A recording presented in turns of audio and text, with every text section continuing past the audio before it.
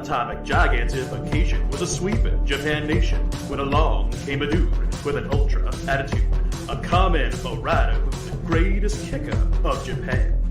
And of all, man, life's too short now, baby, to not talk big now, baby.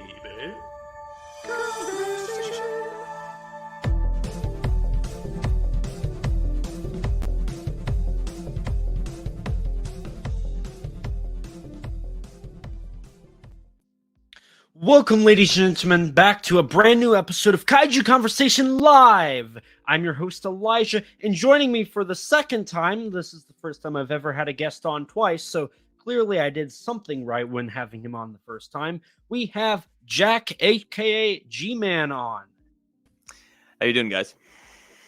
So we're here for something that's kind of not what I intended Kaiju Conversation Live to be, because typically we do like these relaxed, like no topic conversations, but this was something that I felt necessary to do.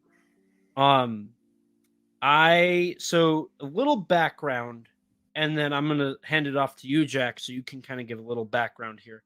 So I've watched 3 Christopher Nolan movies in my life.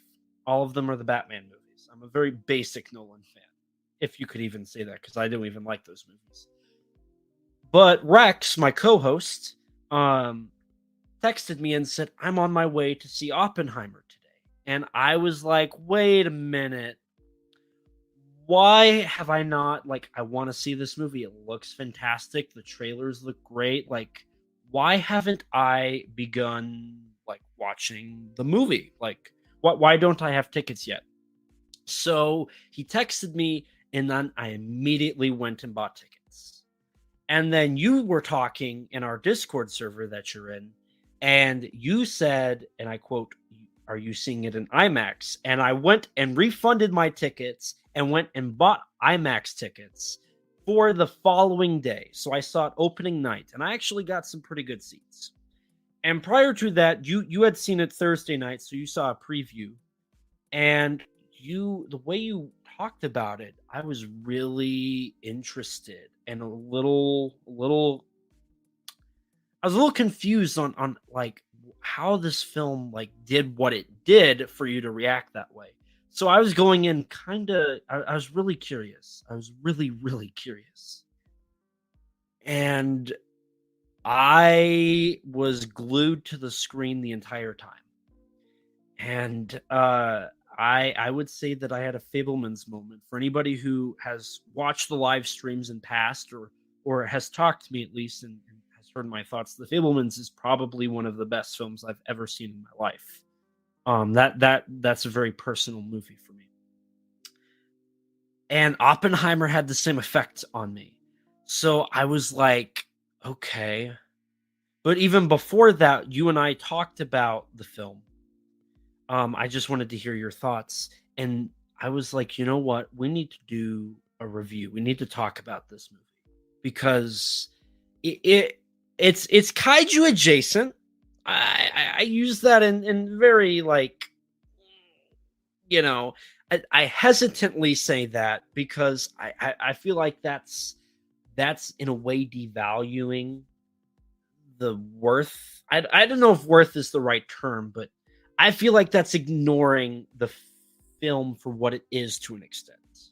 To be perfectly honest, this film it's a film. It is the definition of film, peak cinema. So for me, it was ignoring the fact that there's World War II, Japan, atomic bomb stuff, I just want to talk about this movie. I just want to enjoy talking about this movie because there's this movie does a lot. So we're just going to be here. We're going to talk about the movie. This is a little more of a we're going to put thought and effort into the stream more so than past streams where we just kind of relax and just talk about whatever and see where it goes. We're going to first talk about the non-spoilery stuff, which is most of the film because it's a historical film. So we know bombs fell on Japan, and we know Oppenheimer helped create the bomb, and scientists were involved and whatnot. So like, you can't really spoil it, except for the ending. The ending does do something to make it to make a statement. It makes a statement, to say the least. So we're going to talk about that and some other spoilers at the end, or closer to the end of the stream. I don't know how long we're going to go. We're going to talk until we've kind of hit all of our notes and all of our thoughts. Now, I've only seen it once, but I know Jack here has came prepared. So I'm going to hand this over to Jack to kind of establish his stuff. Came prepared. I don't know. I've been spending too much time watching the movie. I saw it for the third time today, and like you said, I saw it the preview night Thursday. Saw it yesterday and again today, and I still don't feel like I have enough. It was. You and I talked about it. I felt like it was a drug that I just couldn't get enough in me. It was. I sat there watching it, and I you especially. I wanted you to see it on IMAX because I knew this picture would. It was designed to be just massive. And when I say that, a lot of people say, you have to see this on IMAX because it's a big action adventure. There might be a giant monster on it, or it's a big disaster, a big special effects movie and stuff like that. This is a biopic. It's a biopic drama shot like a horror epic. And it really comes out with the whole IMAX experience and the sound and whatnot. I mean, I've seen it 3 times, and each time there are moments that the sound makes me jump. And it is very impressional on me. This is one of those movies, and it's been a long time, actually, since I've walked out of a movie somewhat speechless. I could probably count on one hand where that's happened with me. And even, I don't really review films anymore. When I did write for a city paper and some magazines and stuff, I was kind of, they kept saying, you have this word count to work with, you have to rate it, or something like this. And even with the freedom of just kind of doing a blog, I don't entirely know what to say about this just yet, which is going to make this conversation interesting. I think a lot of people have said this is the culmination of Nolan's entire career and whatnot. I don't know. Maybe, probably. Who knows? I will say this, though. It's a great film. Which seems just like, well, no kidding. But it's so easy to be reductive in both praise and in panning a film. And for something this powerful, and for something this on this scale of quality, I just don't know how to put it in words quite yet. Am I still in the honeymoon phase? Yeah, probably. Definitely.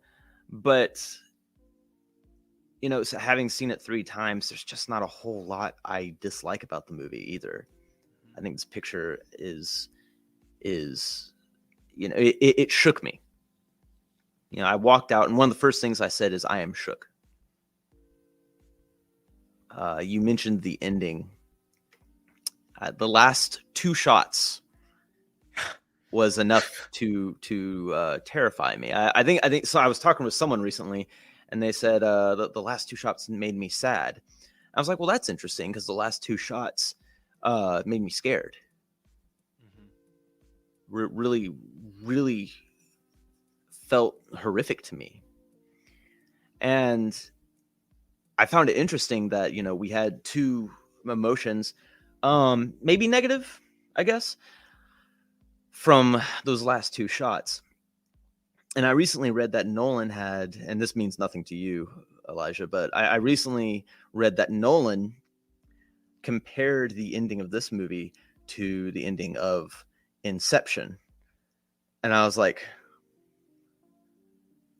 man, I want to sit on that for a while, because that's very, very fascinating, especially considering, coming home, driving back home tonight after watching it for the third time.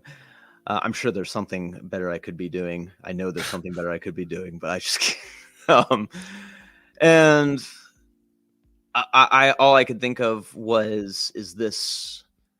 Well, I don't want to get into it too much. We'll dive into it with the spoilers, but it sticks with you, most certainly. And the rest of the film, not to say that the whole movie is about the ending. That is not the case by any stretch of imagination. And the whole ending, people. One of the first things that a lot of people have asked in our circles has been like,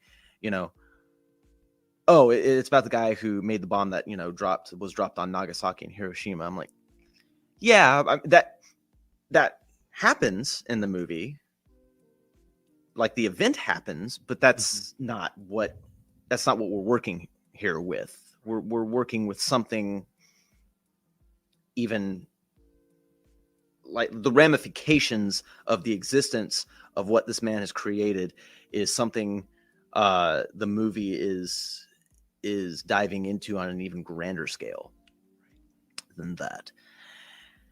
And it's interesting how his life, at least the dramatization of his life here, is exploding as well as the ramification of the existence of this weapon has come to fruition. And everything just comes together so well. And at every shot, every line of dialogue, smart, quick dialogue, I might add. I think one of my favorite exchanges is when of dialogue, my conversations in the movie, is when Groves meets Oppenheimer for the first time. And Oppenheimer says, it's my job to tell you no. Oh, so you have the job now? Oh, I'm thinking about it. And everything in that scene just works beautifully. And it blew my mind that even the most simple of shots, even an over-the-shoulder or medium shot, can look just gorgeous in this movie. Just because of the depth of field and the framing involved. And then there's the music by Ludwig. I can never get his last name right. Can you? Ludwig. I'm gonna look at his name. Anyone here who wants to correct me on that, because I'm all for it. I'm gonna attempt this. But the music was fantastic. I'm a big film score buff. And I'll be honest, I haven't liked a whole lot of scores from this particular composer. He's done the Mandalorian. He's done, I think, Black Panther. He did Tenet, and I didn't care for his score for Tenet either. But he really grabbed me here. So Ludwig Göransson. I'm gonna let you say that if we ever need to for the rest of this cast. But he, earlier in the movie, someone asks Oppenheimer, "Can you see the music of the universe unseen, of the quantum universe and whatnot?" He said, "Yes, I can see it," and goes into this kind of like musical composition of dancing light and particles and stuff like that, cut in with him working and him exploring and learning more about it. And that was just, an amazing marriage of music and sound design with visuals, gorgeous visuals that are not CG.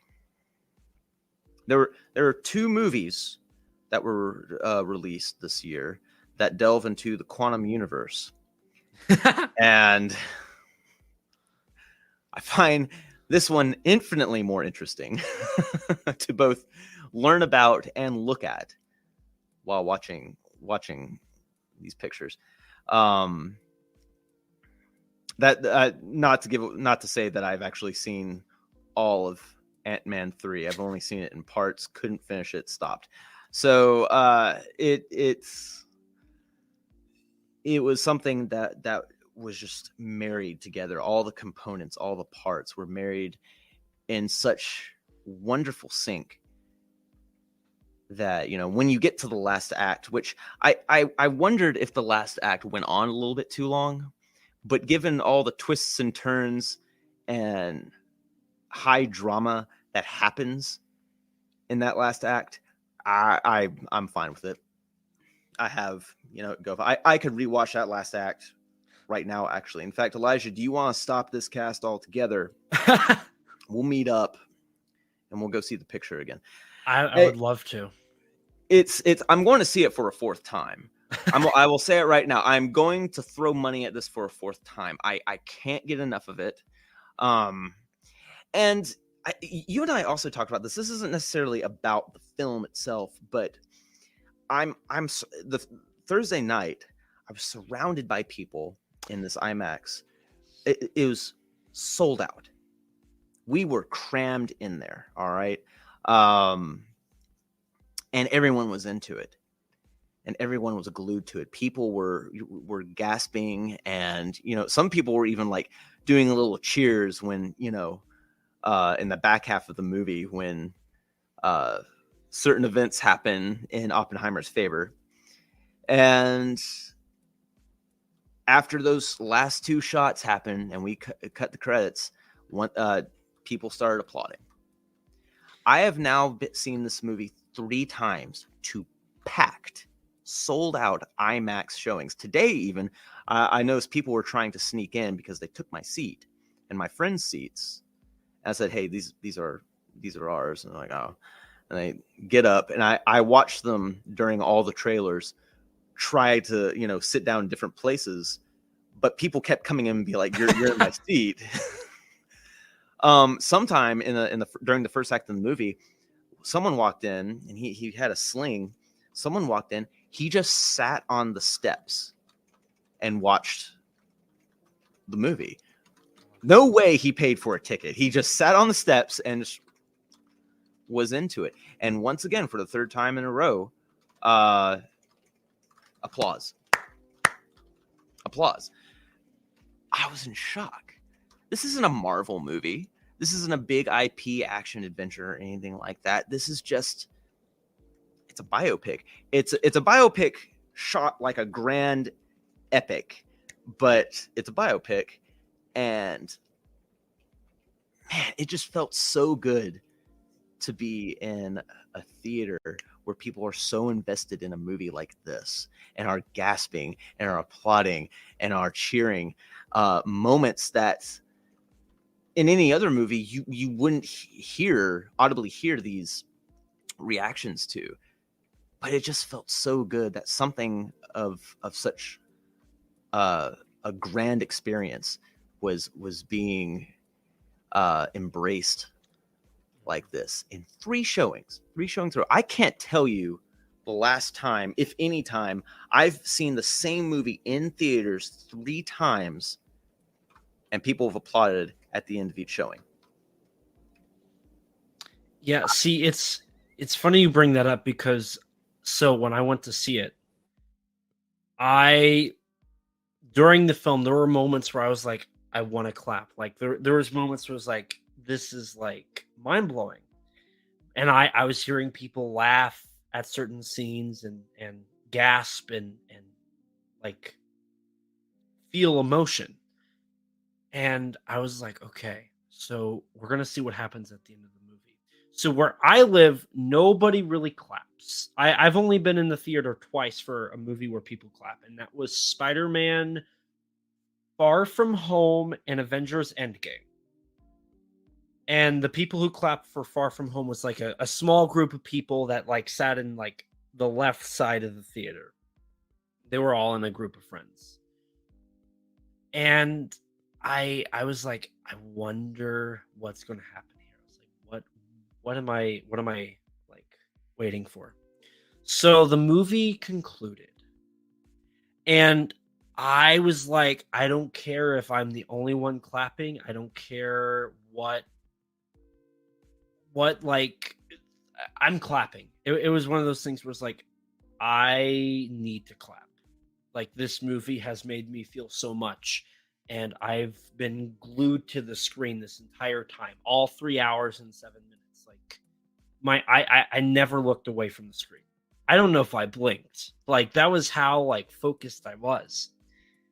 And the credits started, and I started clapping, but other people, like, everybody was clapping. There was some cheering, and I was like, this was it was a magical moment, just being in that room that was packed, and people were clapping at this film that I still couldn't look away from the screen. Like, the credits were rolling and my eyes just were glued. I was reading every credit. I couldn't fathom what I had just seen. And I didn't move from my seat whatsoever. Like, I was just determined to just sit there and just soak in everything I had just seen. And I kept clapping, and I think I ended up being the last person clapping, because like my brain, like, it just, I couldn't think. Like, I was caught in the moment of what I had just seen. So I can relate to you on that level, on the way that the experience of going to the theater was. Yeah, and it was just nice to have that experience with something other than a big IP blockbuster. Not to disparage those, I mean, I've enjoyed, MCU's been the whipping boy for a lot of us, but I like the MCU. I enjoyed the first Iron Man a lot. It's still my favorite MCU movie, and I think the culmination of what it led to with Avengers Infinity War and Avengers Endgame was an incredible and successful experiment overall. You can't deny that. I mean, it really the audience embraced it. A lot of people have come to love it. A lot of people have come to know a lot of these characters through these movies, and I think it did a good job of it overall. Now we're at a point where, well, we know the game.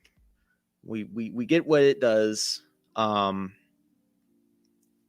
We know how this is played. We know what to anticipate because we've already had it, and we're not entirely sure if the same thing will work twice for the next 10 years.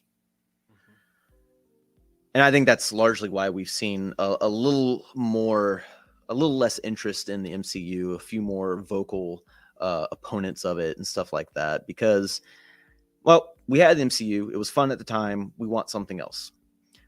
Now, I'm all for, if the MCU bounces back, I'm all for enjoying it. Should it happen. But right now, I'm really embracing the idea, the hope at least, that some audiences want something else. Because as I speak right now, Oppenheimer is number 2 at the box office. Very impressive, given that its main competition was Barbie, a PG-13 movie that's shorter, and a lot of people can more easily see because it's not R, and it has more showtimes because Oppenheimer's 3 hours long. You can't give that movie quite as many showtimes. And Oppenheimer still made 81 million, 80.5 million. I think it's 80.5. Yeah, 80.5. We'll see if that's adjusted any by Tuesday. Wow. So it's only the 4th time in film history that 2 movies have opened on the same weekend and both have made over 50 million. And it's the first time in film history that 2 movies have opened over 80 million in the same weekend. Which is, I was telling somebody at my showing, I said it's amazing because the theater was full of people for Oppenheimer and Barbie. Like it was insane how Yeah. full the theater was. And I told the guy who was talking to me about Oppenheimer, I said, it's amazing to think just 3 years ago, we were all like, is the theater experience dead? Are we like AMC's going bankrupt? Like, is this the end of the theatrical experience? And some analytics people were saying that it was, and a lot of people were like, streaming's the future. But here we are 3 years later, and this happens. Like this, and I told the guy, I said, the fact that I'm standing here in a theater at 10:30 at night, and it is packed full of people, happy, cheerful, buying popcorn, like getting ready to go into a showing. And we're all here to support like these movies and enjoy them. And then to hear that Oppenheimer does double what it was projected, because it was projected 40 million, if I remember right. Yeah, 40 to 50 million. And it, yeah, doubled that 40 million. And like that's like, I love that, because that just goes to show how many people were excited for this. And like Oppenheimer didn't have a lot of marketing, like officially. A lot of Oppenheimer's marketing came from the joke of, let's go see the double feature, Barbie and Oppenheimer, the Barbenheimer kind of the joke that everybody was making. And it's so amazing to see two films like completely different. Like you couldn't get any more different. Do so well. And I feel like this just shows that the idea of the theater going experience will not die for a very, very long time because of these. I mean, I hope so. I mean, we have to kind of remember that Christopher Nolan's name carries a lot of weight. I mean, he's like an IP unto himself. Barbie is IP. This has been a long time coming. But the fact that it is, you made a point that it is two very different films doing very, very well, and we as an audience really embrace that, does say a lot, because both these films opened higher than Fast 10, Transformers, Rise of the Beasts, The Flash, Indiana Jones, and Mission Impossible. And Mission Impossible had like a 78 million domestic opening over 5 days. Oppenheimer did 80.5 in 3 with competition from Barbie.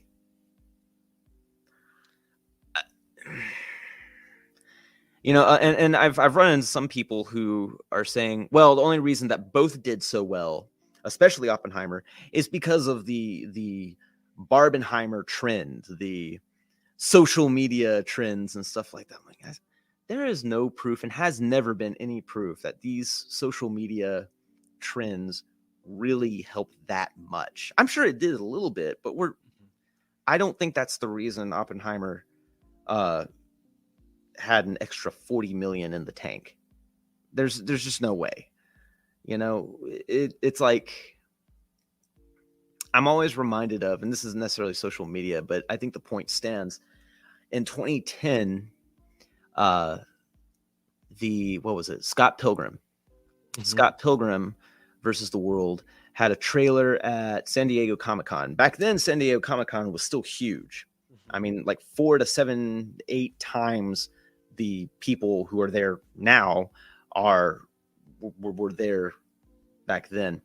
And Hall H opened to the Scott Pilgrim panel, and allegedly it got the biggest reaction at San Diego Comic-Con, bigger than any other comic book movie or whatnot. That was the film that everyone was the most vocal about in Hall H. and people thought, like, man, we got a hit here. This is guaranteed slam dunk at the box office.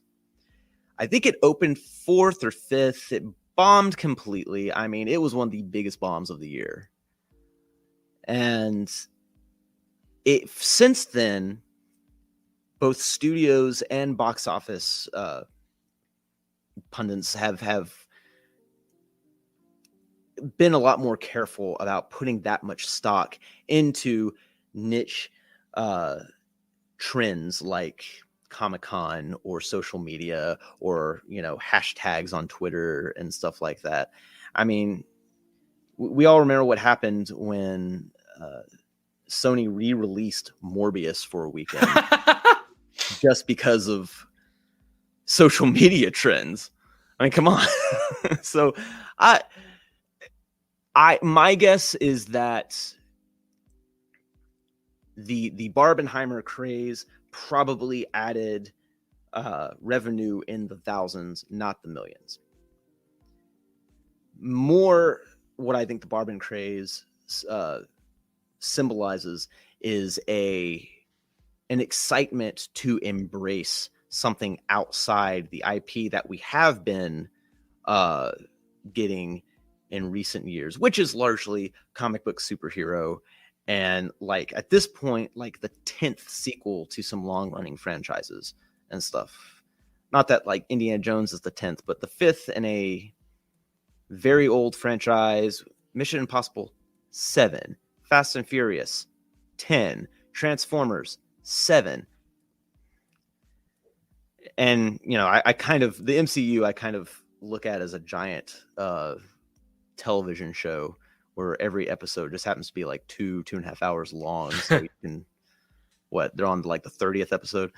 Anyway, the fact that, there was such great admiration for these two movies this weekend, I think hopefully is symbolic of studios wanting to do different content. I don't want to necessarily say original because Barbie, still a pretty big IP. Oppenheimer, still based on a book. Christopher Nolan, he's an IP himself. But something a little bit different. Mm-hmm.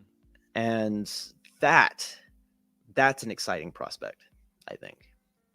I agree.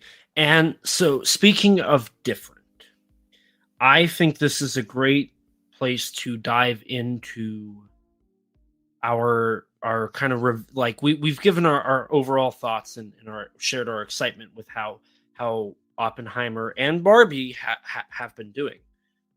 I want to now dive into something that was a little different, which for me at least it was different, but Oppenheimer's story.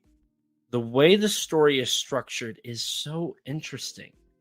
And it's kind of like a murder mystery in the way it's structured, because you gradually learn the facts as the story's told.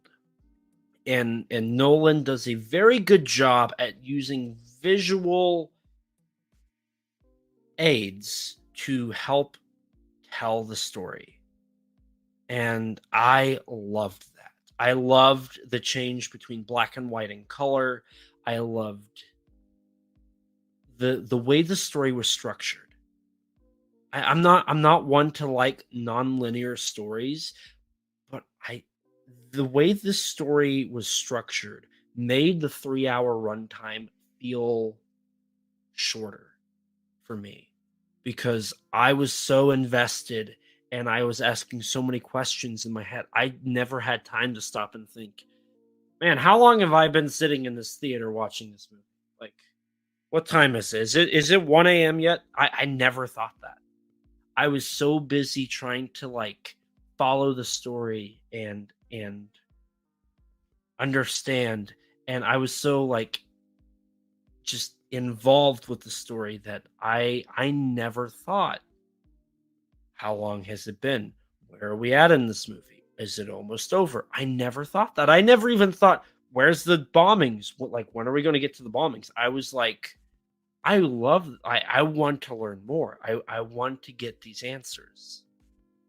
So I loved the way this story was structured, and I know going in you said to not expect something linear, and I think you were a little nervous that I wasn't gonna like that. The way, at least that's kind of, I thought you might. The way I understood it, you might have. You were thinking potentially that I might not be able to follow, or maybe I wouldn't like how nonlinear was and all the questions that I would have to ask.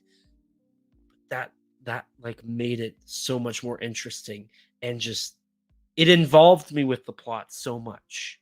And I loved the story for this movie. Yeah, I think when I talked to you about it, I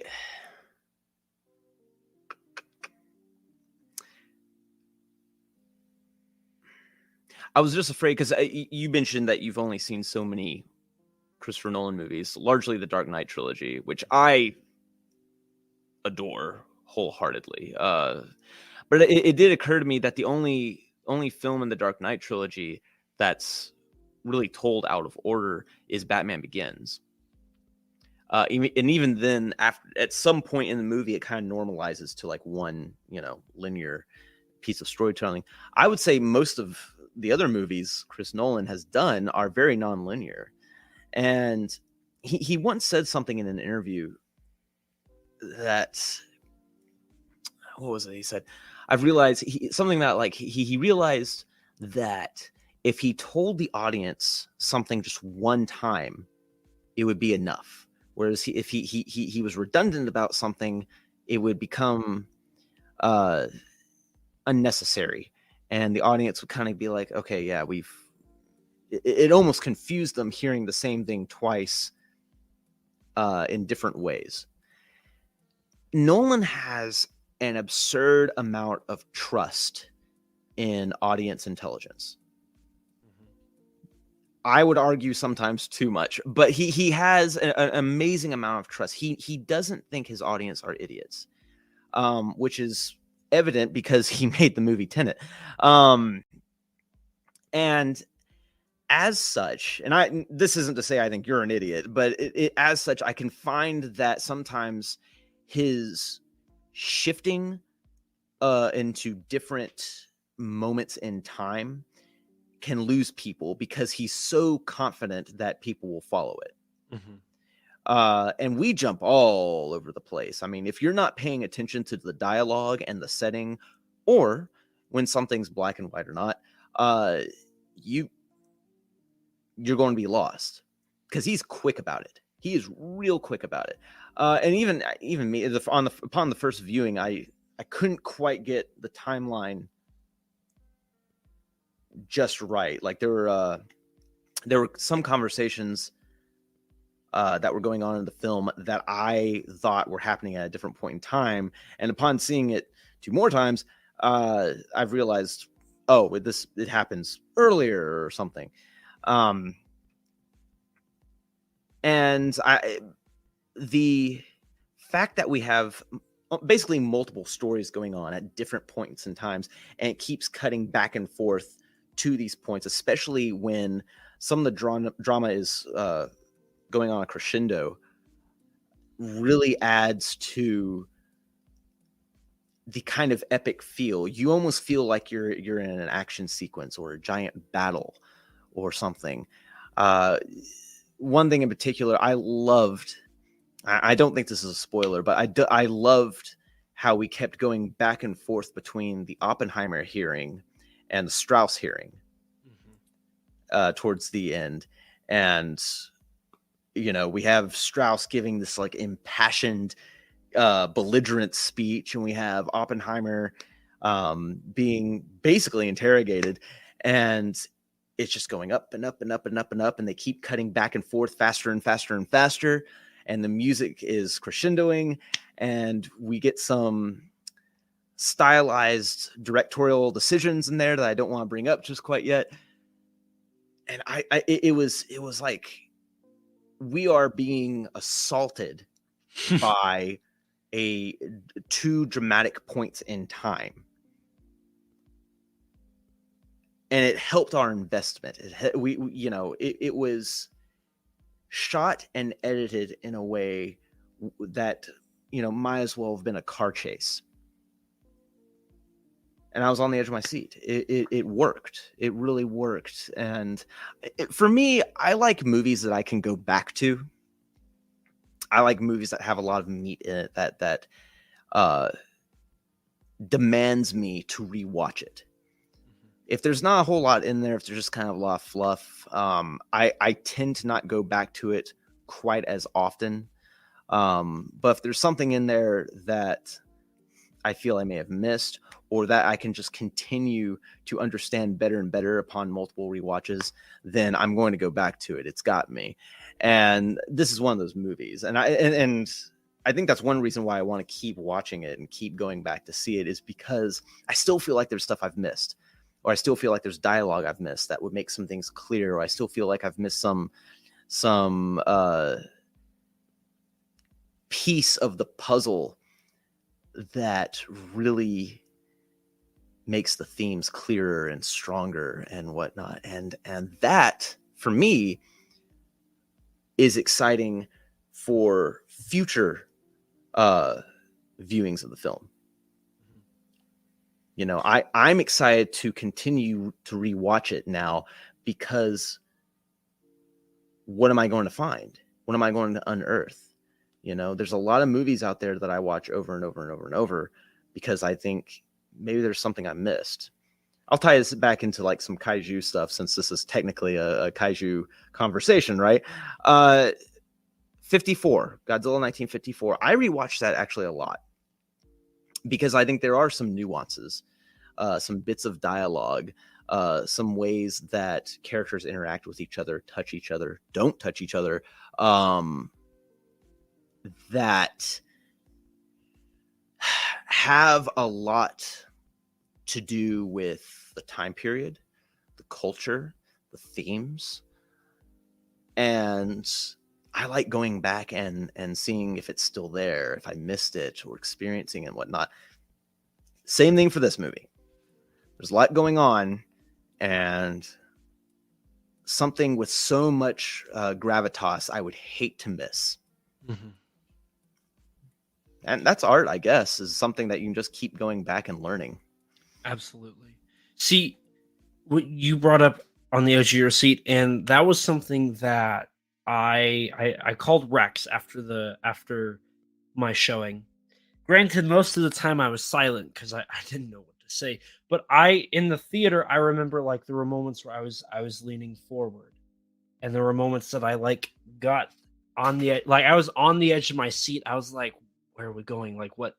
I was so invested with it that I was like I had to be as close as possible. Like I had to be in the moment. I had to be there.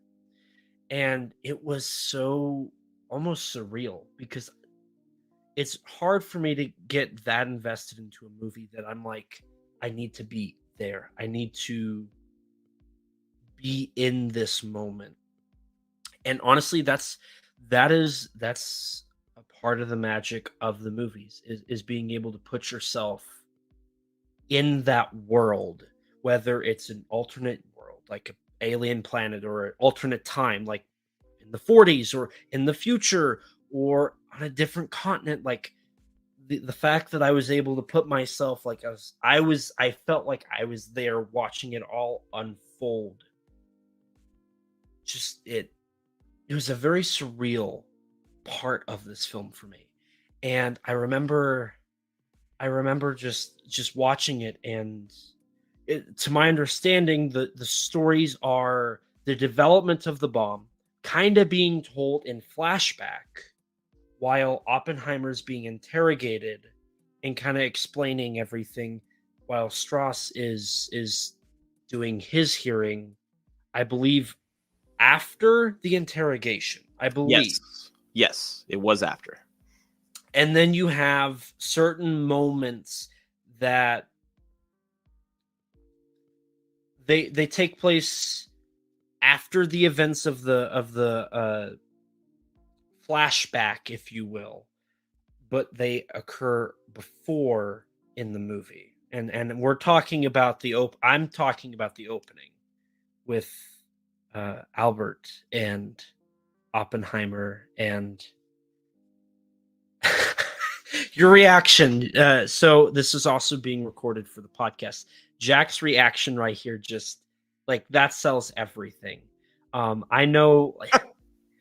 Wait, can I at least tell? All right, before you continue, what was the thing I asked you to do?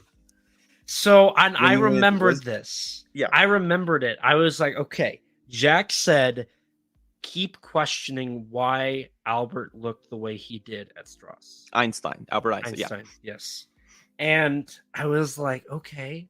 So I watched the sequence and I was like, wow, what did he say? I was like, was it something like, did Robert insult him? Did Oppenheimer insult him? Is it Albert Einstein and Strauss have a history that's not good? Like, what? I was like, what is this? What's this element? And when that moment,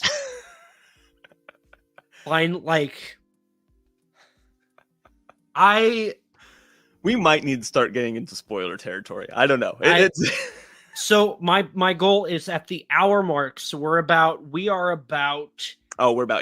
47 minutes in. So at the hour mark, we're going to go into spoilers. So for anybody listening, that's the plan. And for anybody listening to the podcast version, that's the plan. So once we hit an hour, we're not going to beat around the bush. We're going to go straight in. We are going to dive into what makes this film honestly one of the most thought-provoking movies I have seen in a long time. But the story, for me, it was unconventional. It was an unconventional way of telling a story. And I loved that. Like, this film, it's funny because the only reason we really got this movie the way we did is because Warner Brothers turned their back on theaters. I got to talk about this because this is the greatest, the greatest screw you in the history of screw yous in the film industry. So Nolan, who is established with Warner Brothers, says, I'm done with your company and moves to Universal. So now I honestly, I came to this realization. Universal has produced, honestly, some of the best films in the history of cinema. I mean, they have Nolan, they have Spielberg, those two are honestly, I want to watch more Nolan now because of Oppenheimer. I will watch more because of Oppenheimer. But it was while watching it, I came to that realization because both The Fabelmans and Oppenheimer are some of the only movies to leave me speechless. So it was great to see Nolan with this film from Universal. This was his first Universal film since he left Warner Brothers. And it was just great to see Nolan have the ability to have that creative flow. Universal clearly knows they have a gold mine of creativity. And I love that. And it's obvious they let him do what he wanted. And I think that gives the film so much. It gives the film a voice that is very loud, very clear, and very concise. And before we keep going here, Michael Hamilton wanted to just say that Jack is giving off Surfer Chad energy. Thanks. I'm actually I'm growing it out for the beach actually. So that works. Sorry, Michael. I won't be keeping it for -1. Maybe it'll grow back out by then. I don't know. We'll see. So I really want to go into spoilers, but we still got about 10 minutes. So, well, I mean, we were talking a little bit. One thing I did want to add about the narrative structure the non-linear storytelling. I just wanted to add, and I told you this before, Tarantino once criticized biopics, a lot of biopics these days, for, spending too much time going through a person's life. This person was born on a rainy, thundery day, and, in that moment he was fated to become a great physicist or something like that, kind of that stuff. And Tarantino always said, and I kind of learned to agree with him. He said, don't do that. Just isolate the point, a point in time, a stretch in time that was the most important of this person's life, and dramatize that. Make that the heightened drama that we need to know. Don't try to dramatize a non-fictional character being born and fate him with the soon-to-be task of creating the nuclear bomb. It's not. Let's not do that. Let's just go straight into, here's where it kind of started, and go from there. And I really appreciated that this movie, at some point he tells us where he was born, where he's from, and stuff like that. We don't see it, only because that wasn't the most important information to see. It was exposition, but was like throwaway exposition. It just gave us an idea of where he's from, and why he goes back to where he does in New Mexico. So I really loved the fact that this movie didn't Forrest Gump Oppenheimer. That's kind of a term I've been using lately. It didn't Forrest Gump. It didn't start at the very, very beginning and dramatize childhood, teenage years, and whatnot, going all the way through the Manhattan Project. And it didn't go that far into the future either. We see a glimpse of his future. I don't want to bring that up just yet. We see a glimpse, but it doesn't go too much into it. That glimpse was only because of something another character says. And it was really refreshing to see a non-Forrest Gumped. And I want to make clear, I know Forrest Gump was not a real person, I think. And but a lot of biopics are structured the same way as that film. And they don't need to be. This film did it great. And it probably did something that a lot of biopics don't do, was not just non-linear storytelling, but just scattered storytelling, just all over the place. We are constantly cutting to, if this is the timeline, we're right here, but then we're right here, but then we're right here, then we're back here, then we're, it doesn't, there's no real consistency other than dramatic consistency. Right. And that whatever we're cutting back and forth from and to is dramatic to the themes and the point in the movie that climaxes the drama.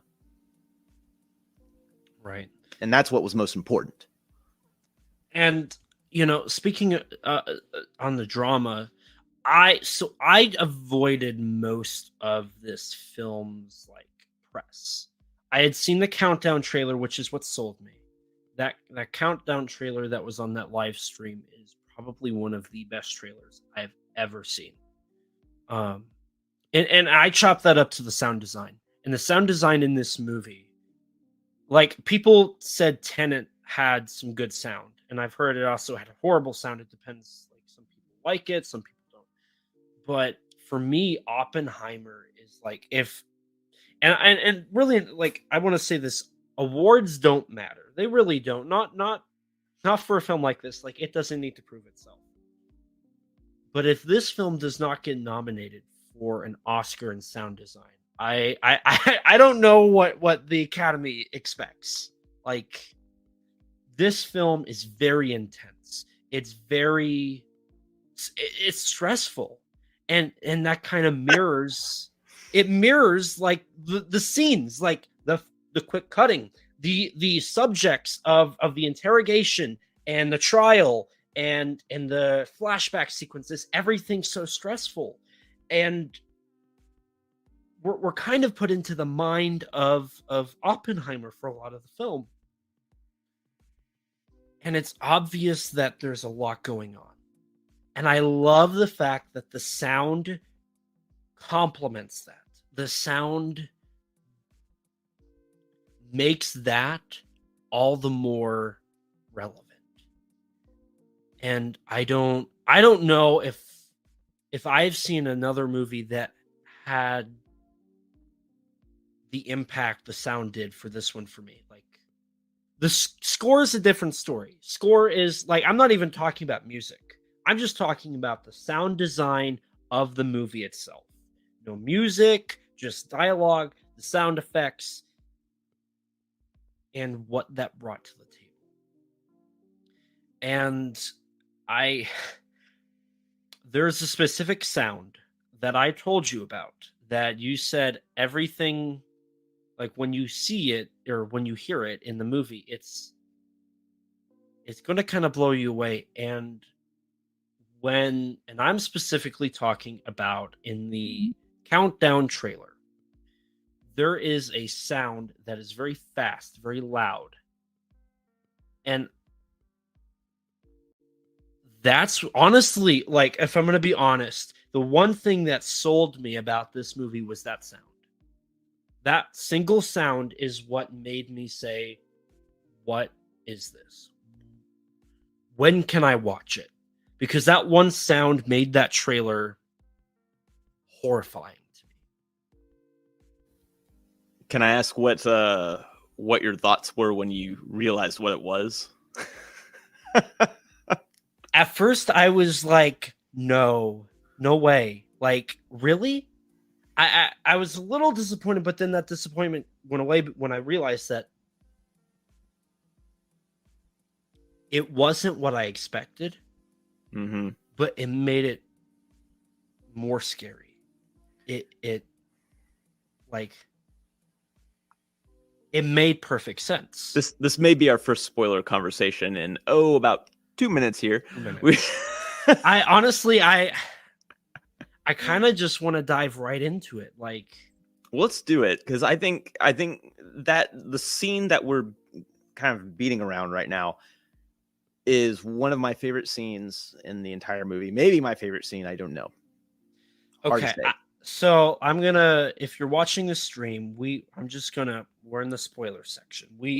We're entering the spoiler section because I have to talk about this, because this scene,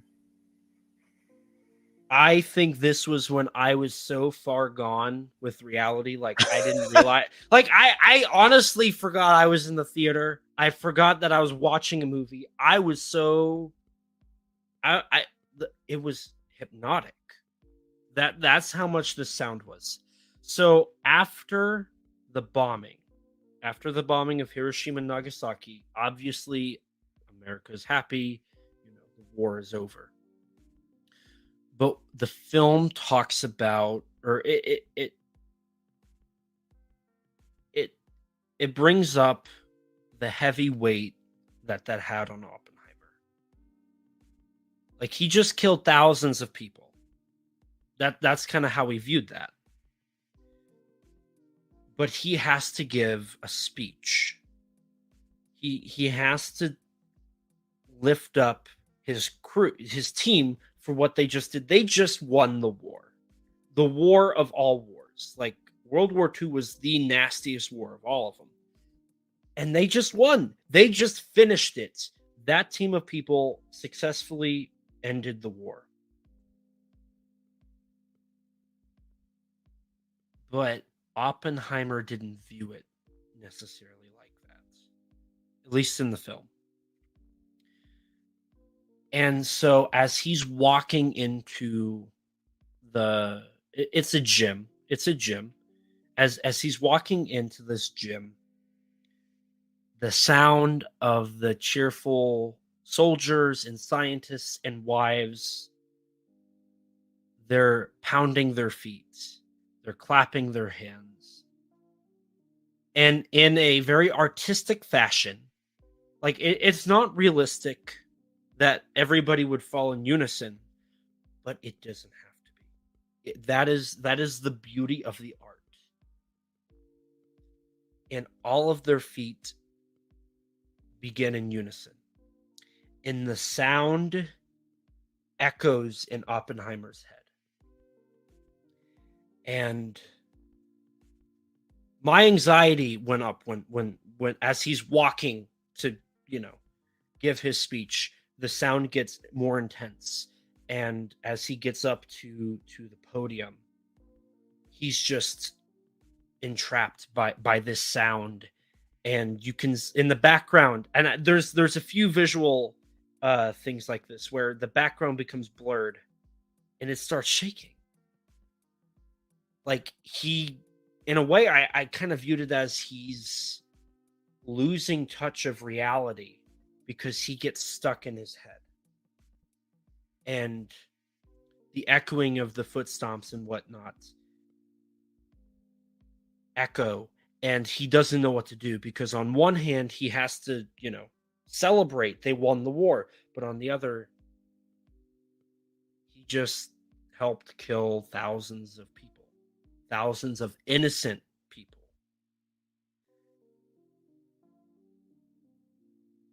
And I don't know if I can articulate just exactly how intense and amazing this scene in this film is.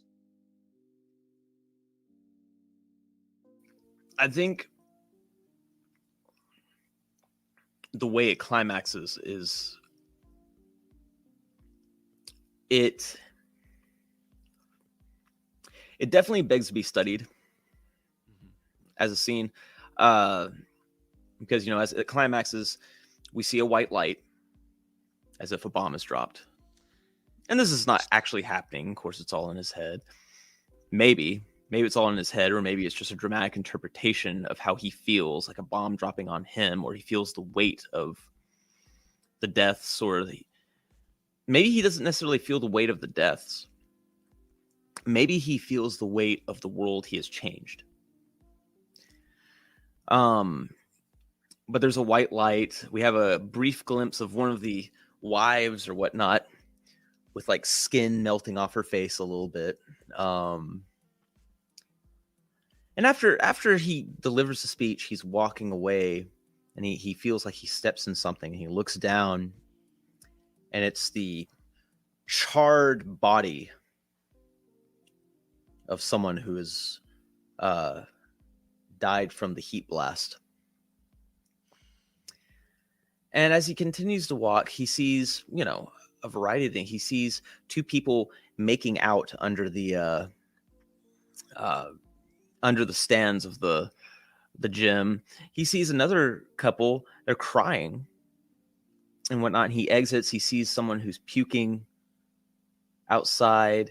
And then you see kind of the windows, and it's kind of hard to tell, but are people cheering? Are they wailing? Are they? The sound design kind of tricks you. It could be cheering. It could be wailing. It could be some sort of. I almost got a weird, sense of like, is an orgy going on in there or something like that? Not in the sense that like it's actually happening, but is it like a?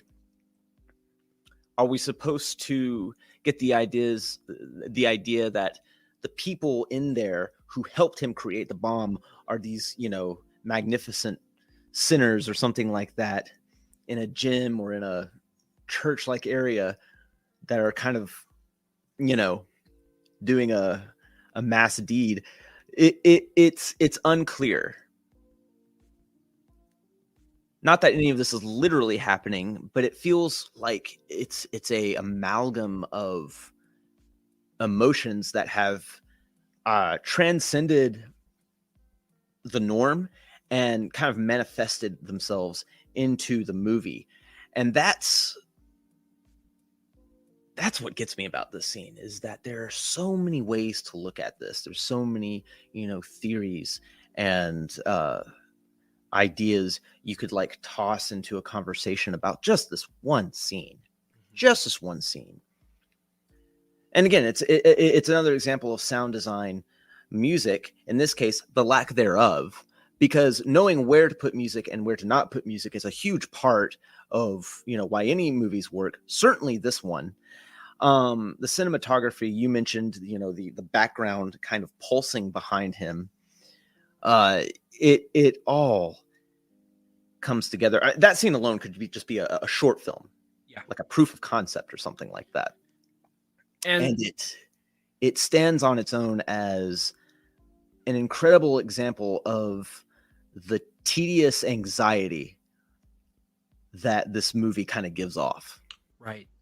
And in a way, I kind of felt like this scene kind of echoed the quote. He does say part of the quote or earlier in the film. And this is a quote that Kaiju fans will know from the 2014 trailer. Now, in the actual recording, minus the "now I have become death, the destroyer of worlds," minus that part, he mentions how I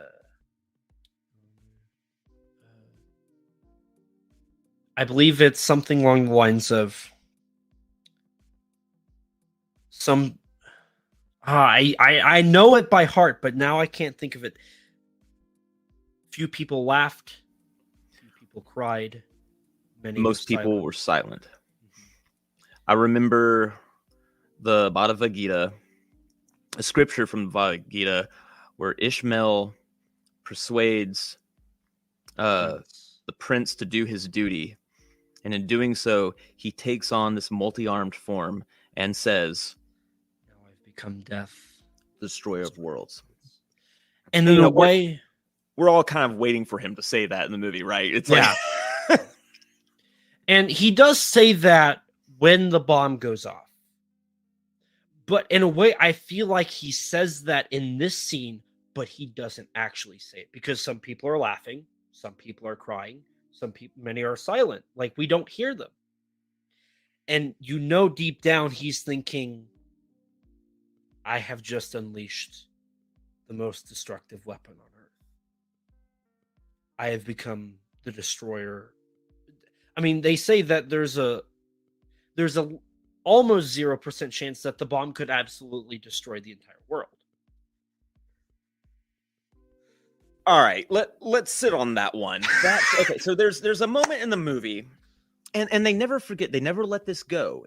They always kind of circled back to it for a reason. There's a moment where they thought that they could ignite the atmosphere and destroy the planet, and supposedly, depending on how big of a bomb we make, which, according to this movie and according to everything else I've read, and I'm not a expert, but good heavens, I don't think I want to be. The more I look it up, there's no limit to how powerful we make these things. Scary, terrifying. But if that's true, is there a point where we can actually ignite the atmosphere? Because the chance is not zero. Yes, but almost. and that's horrible. Oh my gosh. That was one of the points in the movie where they said that we might ignite the atmosphere and destroy the world via calculations. That was a point in the movie where my jaw just dropped. Yeah.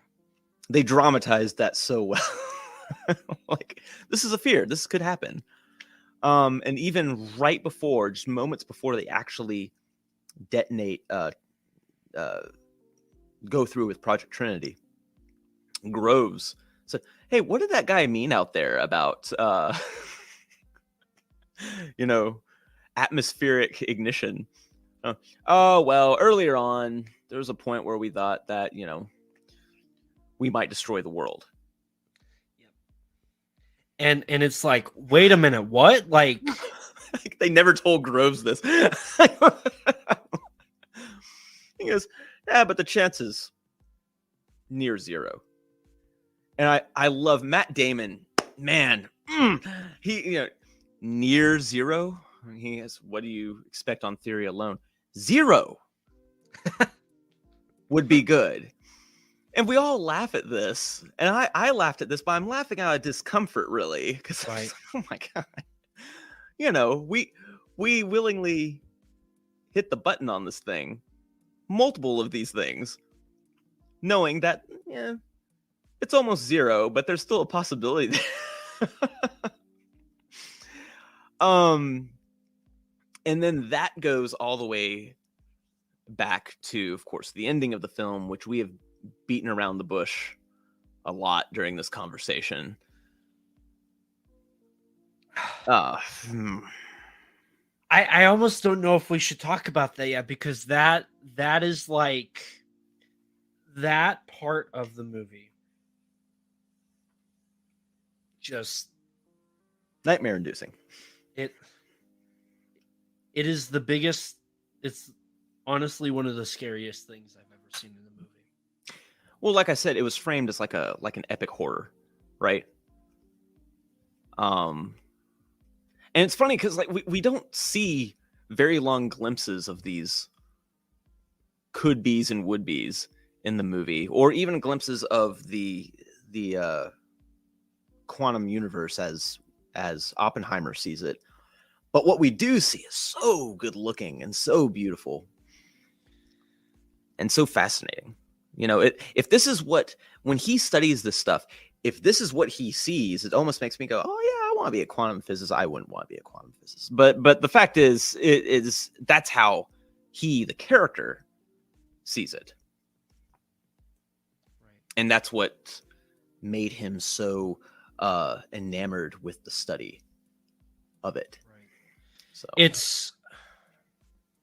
it's in a way, and I'm all about films, so I think about movie the way Oppenheimer sees the quantum like realm, I guess, if we're using Marvel terms, is kind of how Spielberg saw the train wreck in World's Greatest Story. Like it was embedded in his head.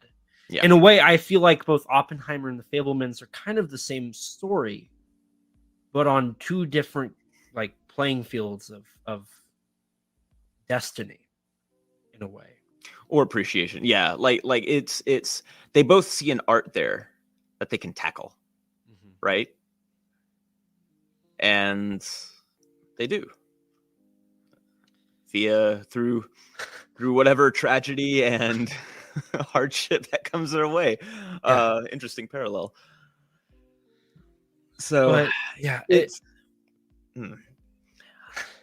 here's okay. We're in the spoiler discussion. Here's something I think needs to be brought up. Louis Strauss, because we are, you know, everyone loves Robert Downey Jr. I love Robert Downey Jr. I was blown away by how he looked in this movie. yes. I was blown away by his performance in this movie. And I was not necessarily in shock, but in some sort of like glee over how they handled the twist that he's kind of the villain here. Right. Or the movie's framing him as that, as an antagonist to Oppenheimer, out of what? Pure jealousy, out of vindictive jealousy because Oppenheimer made him look bad years beforehand. And I love the what was Aldrich's character? His name. The one that was kind of a liaison. The lawyer. What now? Was the lawyer, right? Yeah. played by young Han Solo. Well, let me pull it up real quick here. But the way, and what I love is his You think scenes, after watching it 3 times? his scenes with Strauss, you kind of learn as Aldrich's character learns. Mm. Like, No. He doesn't have a name. I love that. Actually, I love that. Senate aide to Louis Strauss. Senate aide. We'll call him Senate. His character is like, in a way, he's the audience. Yeah. Yeah. Well, there's so many of the audience members applauded or laughed at his lines because towards the end there, when Strauss says, Oppenheimer should be thanking me. And then the aide says, well, he's not. Yeah, yeah. And everyone laughs. Yeah. And he was just as surprised as the audience was when Strauss ended up being the one proverbially, holding the knife, not caught holding the knife, but holding the knife that, ruined Oppenheimer's credibility and made sure he was no longer part of the Security Council. And what gets me is how petty he is about all this. He did this to Oppenheimer, not necessarily for political gain, but to just because he was petty and vindictive. He didn't like that Oppenheimer made him look bad. He just didn't he didn't like it, and so he plays this long con, convincing Oppenheimer that he's kind of on his side, even though both he and Kitty, his wife, know deep down that Strauss is behind all this. And he plays this long con. He tricks even the aide for why, just to show how smart he is once the aide realizes that he's been ahead of the curve the whole time, and is so upset. And he brings this up at the very beginning. He says, I wish I knew what Oppenheimer said to Einstein and that soured him on me. He keeps bringing up how Oppenheimer forced Einstein to not like Strauss the entire time. He is so petty. He's all about this, like, I have political power. I'm doing this for political gain, yada, yada, yada. I'll give you another Godzilla parallel since we're in Kaiju Conversations. In the original film, in Godzilla, there is the Diet building meeting where two different groups end up in an argument about whether or not they should make the existence of Godzilla public, because they don't want to, cause damage to international relations because Godzilla was awoken by the atomic bomb. Bringing radiation, the atomic bomb, into the discussion, that could make things a little tense. Later on in the movie, we see Godzilla attack the Diet building and walk straight through the exact wing where they're having that conversation. Politics doesn't matter to him. It doesn't matter if you're going to argue about this. It doesn't matter about, international tension or whatnot. What he is and what he stands for is here to remind you and kill you, and it doesn't matter, And then you have Strauss in Oppenheimer, and he is so self-absorbed about his career and about being liked by these scientists that he thinks it's all about him. He thinks it all revolves around him and his career and his politics. And at the tail end, the aide, tells him maybe Oppenheimer didn't say anything about you to Albert Einstein. Maybe they were talking about something more important. And then he opens the door, and Strauss has to take on his loss, because he was going to be, his entire hearing was to potentially be part of a cabinet member, but none of the scientists in the country liked what he did to Oppenheimer, so he didn't get the job. He didn't get the position. And that was his defeat in the film. And as he goes out to the press to accept his defeat, the aide reminds him, or doesn't remind him, the aide puts him in his place. Maybe they weren't talking about you at all. At all. Showing just how small he is, and how small he is compared to the entire, theme of the movie that he just didn't get.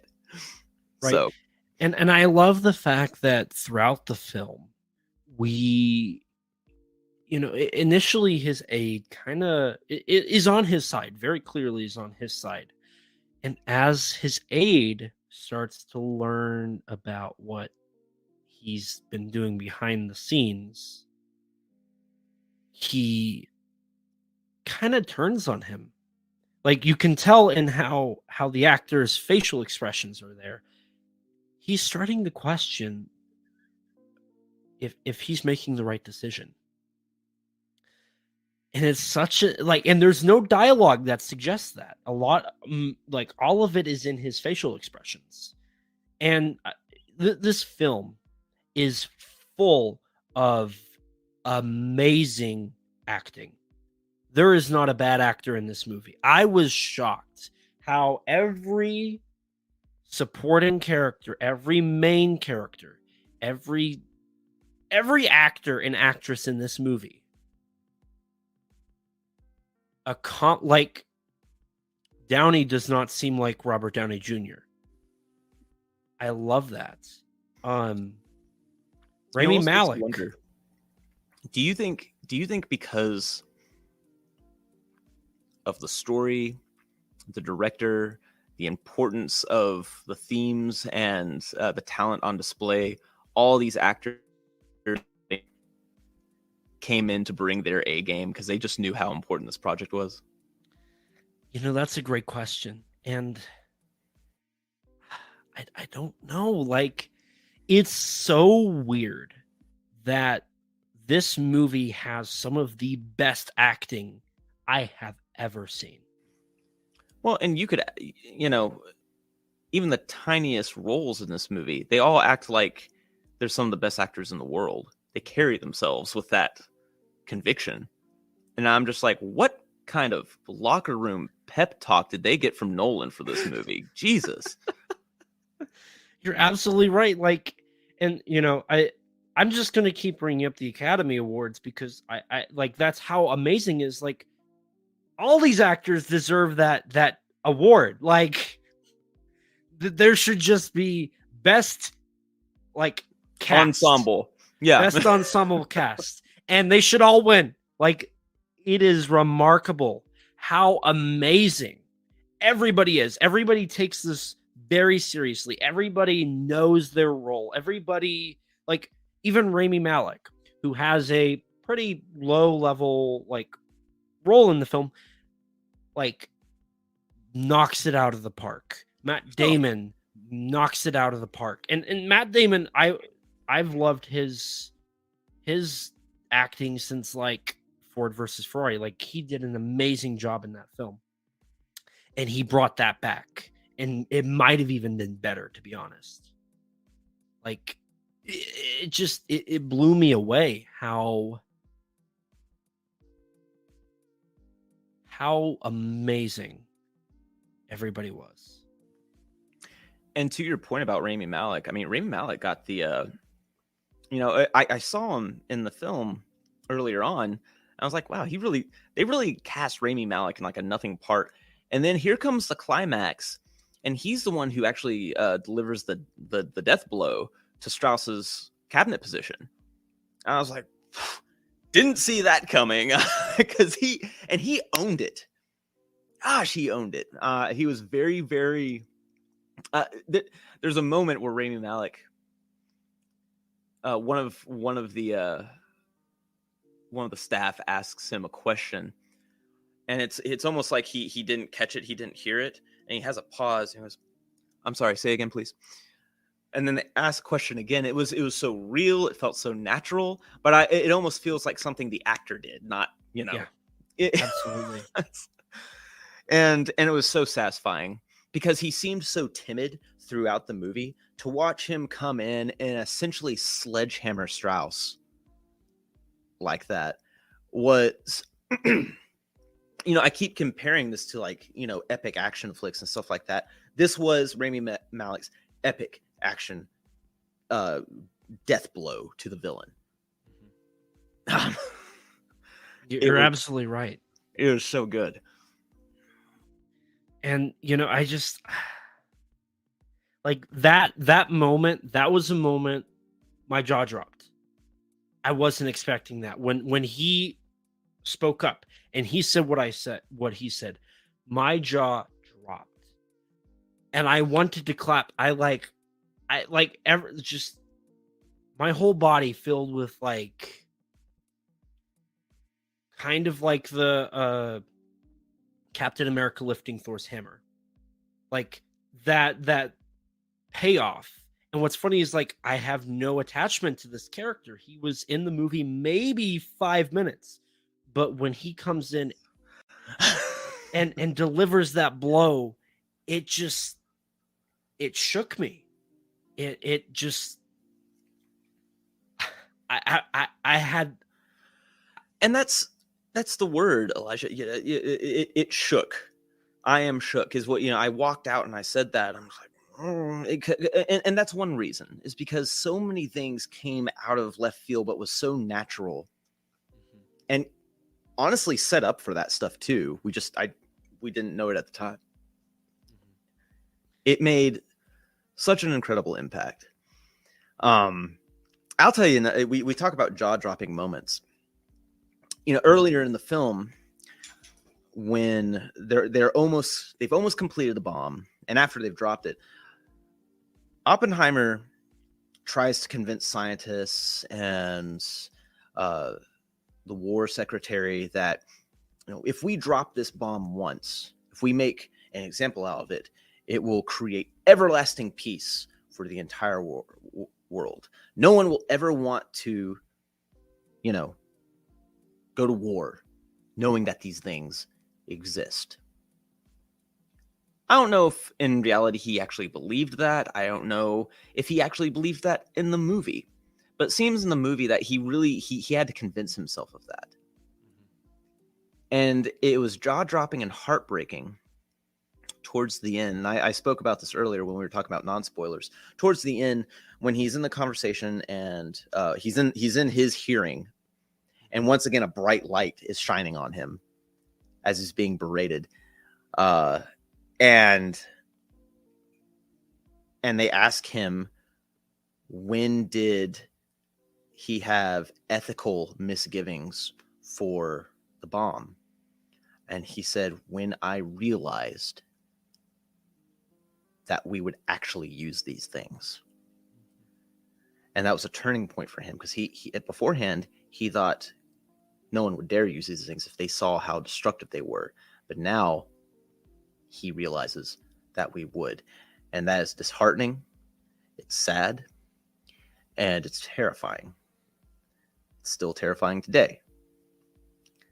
And that gets into the larger theme of the movie and whatnot. Strauss was so obsessed with himself, he didn't even understand the movie's themes. He should have been watching it. He didn't even understand the movie's themes, the overarching theme, that it wasn't about him or political gain or pettiness or people liking him. It was about what humanity could do with these weapons. And by the end of the film, I'm sitting here thinking, I'm kind of terrified. Scratch, not kind of. I'm terrified of living on a planet where these things still exist. right. And the movie did its job. It didn't glorify the bomb. It didn't preach to us either. I think a lot of the fear that the film bestows upon me and the audience was strictly visual and far from preachy. And I've mentioned this before. This was not a PSA. This wasn't propaganda. It was about a man's fear. A lot of people's fears, actually. A lot of people were fearful of this. It's about fears being projected onto us, and once sitting with us is a stark reality. And that's when you realize the look on Einstein's face at the end is really the perfect expression of fear and pain and hopelessness and disheartenment about the topic. And I want to touch on something, because I know there was some concern that the film would glorify the bomb, or it would glorify the government or the army or Oppenheimer, or like But what I appreciated is the film didn't, like you said, it didn't preach, but it gave us the facts. It gave us both sides. It talked about how it would end the war, and then we found out like other things, like the like it would end the war, but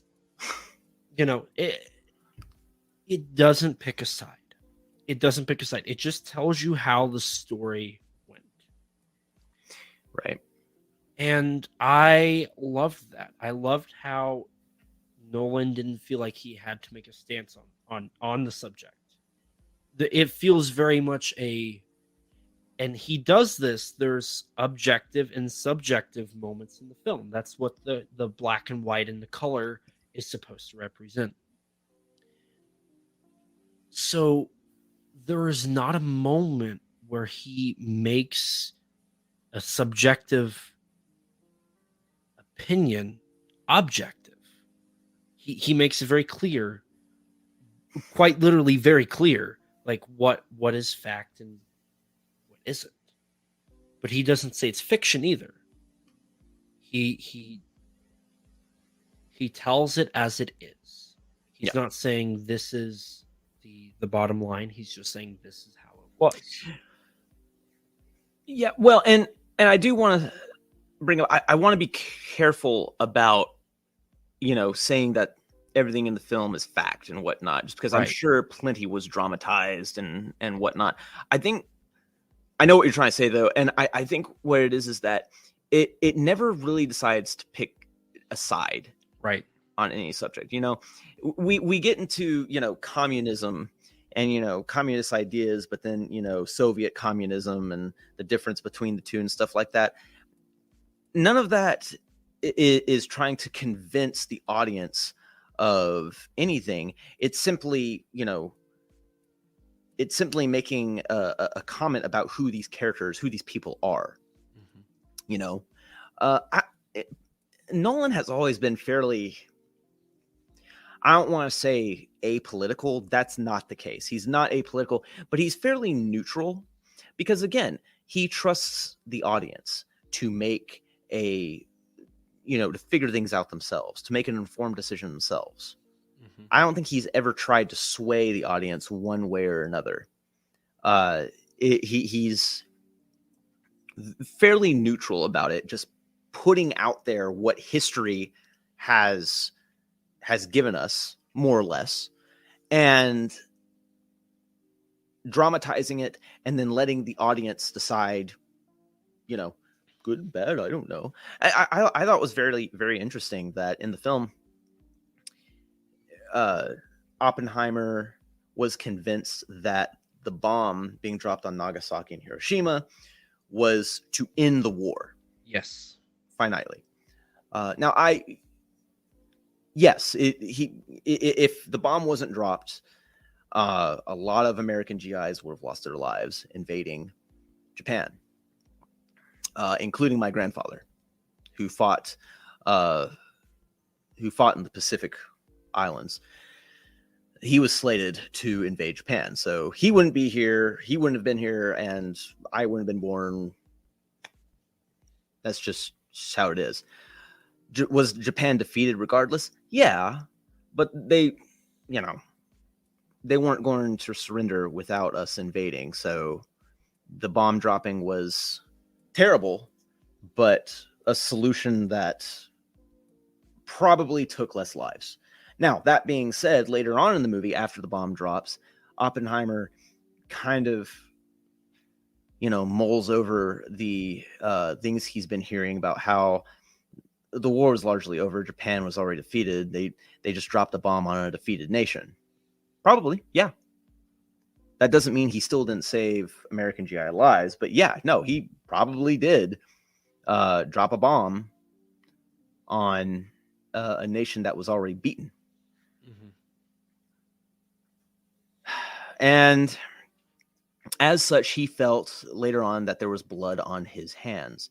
And he told us the Truman, who played brilliantly by Gary Oldman. And Gary Oldman, he's only in that one scene. Blew my mind. They got him for just that one scene, and he knocked it out of the park. And he leans in. He takes the handkerchief out of his pocket. I love this. And he kind of waves it at Oppenheimer. He said, do you think the Japanese care who made the bomb? I'm the one who dropped it on them. You know, he was taking the flak for it. He was the one responsible for it. Mm-hmm. It was interesting because even Strauss said, you know, I'm the one who helped Oppenheimer get known for Trinity, not Nagasaki and Hiroshima, so he should be thanking me. Mm-hmm. To which the aide replied, well, he's not. And, man, the moral quandaries in that. You know, I'm just glad that presented, you know, two different modes of thought. And take it, the audience. You do with that what you will as you get more wound up in the anxiety of this picture. Mm-hmm.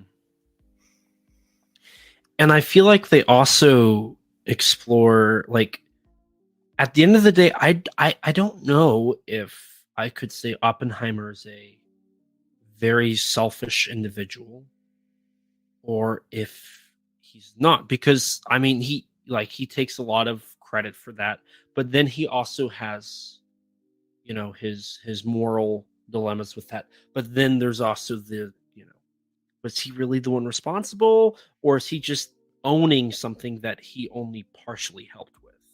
And there's some moments throughout the film where he's like, I didn't do a whole lot in this, and then he'll say, this is on me, like this is my fault. Well, it's interesting because I don't think one of the most fascinating things about this particular protagonist is he's not exactly a great person. He's an important person. But I mean, let's get it out of the way. He's a cheater. He's a womanizer. He's, you know, it could be definitely insinuated from this movie that he definitely put work or his enthusiasm for quantum physics over, you know, family. Mm-hmm.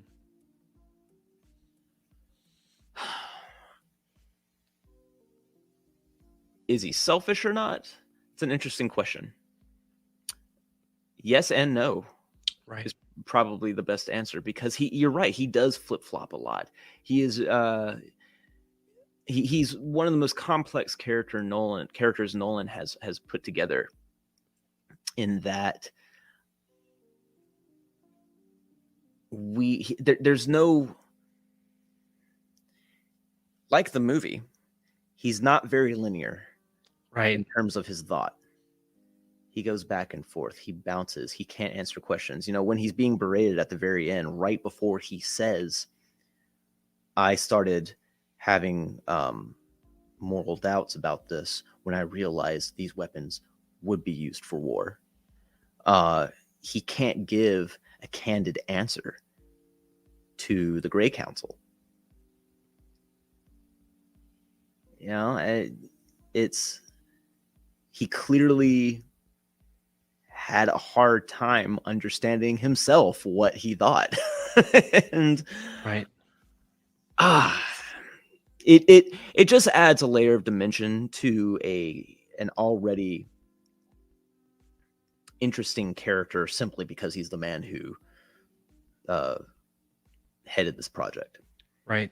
So now, to go on a little bit of a lighter note here, we have a comment from Thomas Bicknell. Why is Alden, I always butcher his last name, Enrich, on the right, and why is he reviewing his own movie? Jay. Well, man, I didn't think people would find out. I'll tell you why. Because I'm just that damn good looking in the movie, and I really want to sell the film a little bit more so I can get jobs where I actually play a character that has a name.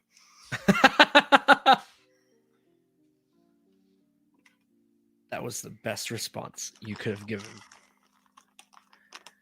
And I also really want to do Solo 2.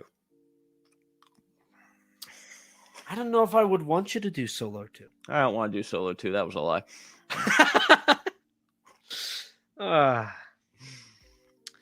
But, you know, I appreciate that this movie is not... Nolan offers a ton of questions and gives some answers, but also leaves the film a lot to interpretation, like you said. And he doesn't... It's a movie that shows and it doesn't tell, which is something I appreciate, because there's a lot of movies that will tell you, but they won't show you. Mm-hmm. And, you know... There's a lot of both. It does. And, you know, Oppenheimer, you know, obviously the bomb is the main, like, overarching thought. Event, maybe? Is that event? Yeah. But the bomb is only really, I mean, it's what's driving the plot. Yeah. Is the development of the bomb, but the bomb itself is only maybe 10 minutes of the film. Mm-hmm. I think it's more that the conclusion of the bomb is what is where the themes really come in, and the movie, or at least the movie, finds its theme. Right. Because, yeah, he makes the bomb. Yeah, the movie is largely about him putting a town together for the Manhattan Project, and, you know, Project Trinity and all that stuff. But what does it all mean once it's all said and done? Right. And again, that's lands a slam dunk in the last 2-3 seconds of the movie, and we probably need to go ahead and get it. So before we do that, okay. there's only one thing. I'm scratching. I'm like, oh, we gotta get into this. So we've talked about the sound. We've brought up the score. We've brought up the acting and the story. Now, there's one thing that I love about this film that Nolan did that created such a real experience, and that's the fact that this film doesn't feature CGI. Yeah. And that, damn, like, everything that the film shows is real, and he uses techniques to get those shots, and it only adds to the realistic aspects of the film and grounds it so that when the theme finally comes in, that it really hammers home.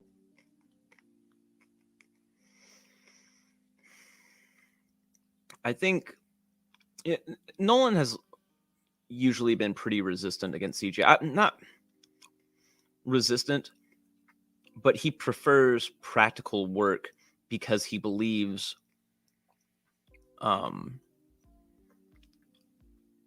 the lack of polish in practical work gives off a more natural feel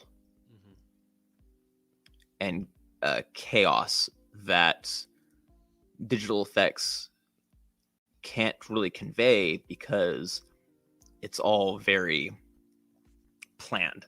It's all extremely directed and whatnot. This isn't to say he didn't use plenty of CGI in, like, Inception or some shots in the Dark Knight trilogy, but even in those instances, he still tried to use practical effects as much as possible. For example, in Dark Knight Rises, the thing that Batman flies in, they actually built, you know, a life-size one of those, and they had it dangling from some wire going down streets and whatnot. obviously they had to CG some shots of it. Obviously they used digital effects to clean the wires out of there and stuff like that. But he prefers his actors and his staff to react to something that's actually there.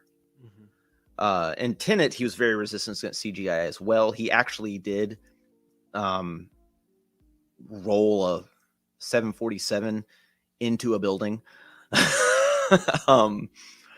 But here, it's even more difficult, I think, to do that here, because we do see visions of missiles flying through the air and a quantum universe, which is just light particles and whatnot. And we see explosions, multiple explosions, and we see the planet Earth burning, and you sit there going, no CGI, whoa, and I know I haven't read up on it. I know he's given away some of the secrets. I also know that a lot of the effects were done on kind of a microscopic level, through chemicals and whatnot. And I'll say that it reminded me of the film The Fountain. Have you heard of that film by Darren Aronofsky? I think I've heard of it. Okay, The Fountain is another one of those movies that left me with, dragging my jaw behind me as I exited the theater. Not a lot of CGI in that either. A lot of it is done, under a microscope to convey the special effects and whatnot. And I got a similar sensation with that here as well.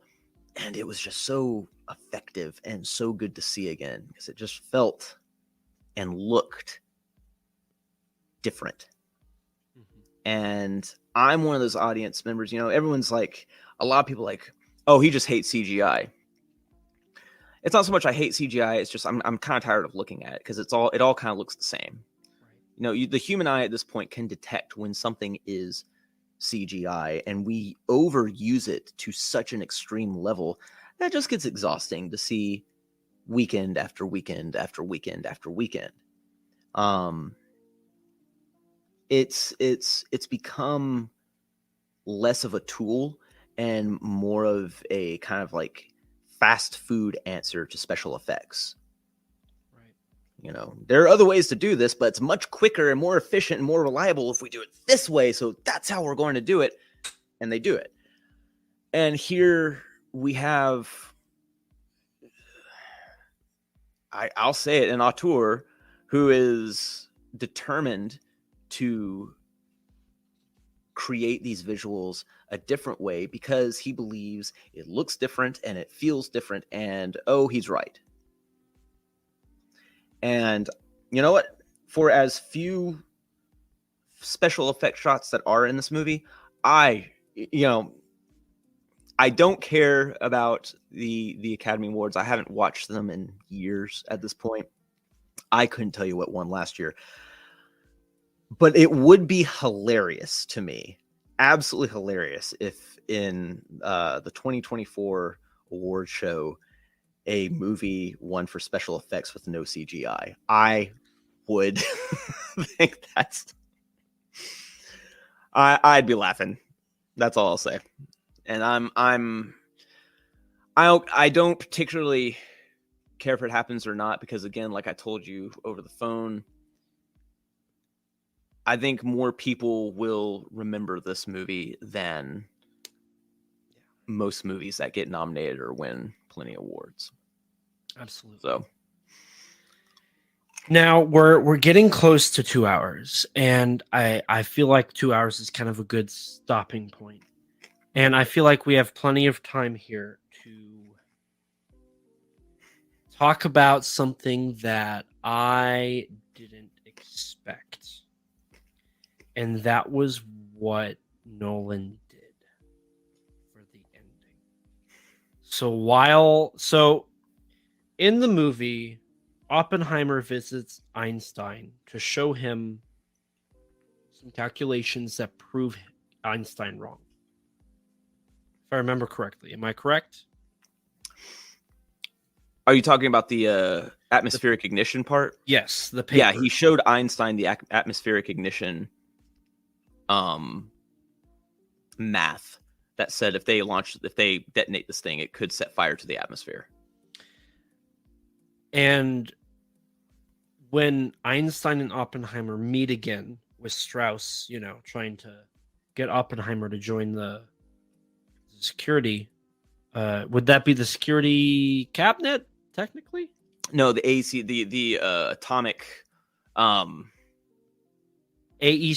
Yeah, AEC, that's it. Yeah. Atomic Energy Committee, right? Committee, yeah. Yep. Okay, the AEC. When again, I've only seen it 3 times.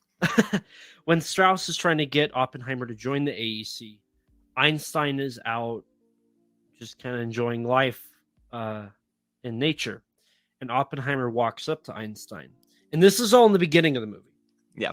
Now, we don't see or hear what they say, but we've brought up how Einstein does or doesn't look at Strauss after their interaction, and Strauss thinks it's about him.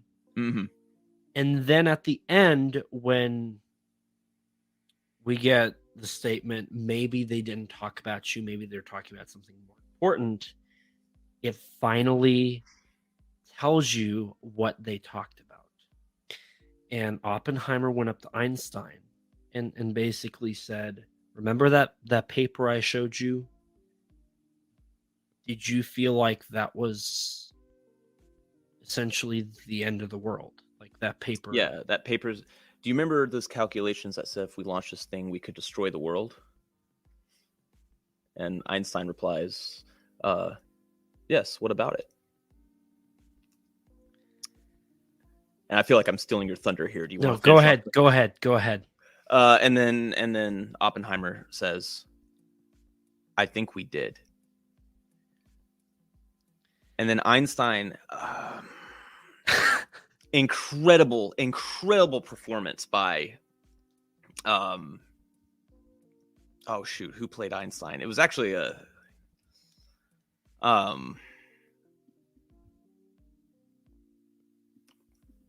fairly well-known actor, Tom Conti. That's it. Tom Conti played Einstein. And his face, he wasn't even smiling. His face just droops. Like complete and utter, I think we did destroy the world. And Einstein just, and then he walks past Strauss. And that was the face he had at the very beginning of the movie when he walked past Strauss. And Strauss thought, oh, he made Einstein hate me. No, it was something more important. It was the realization that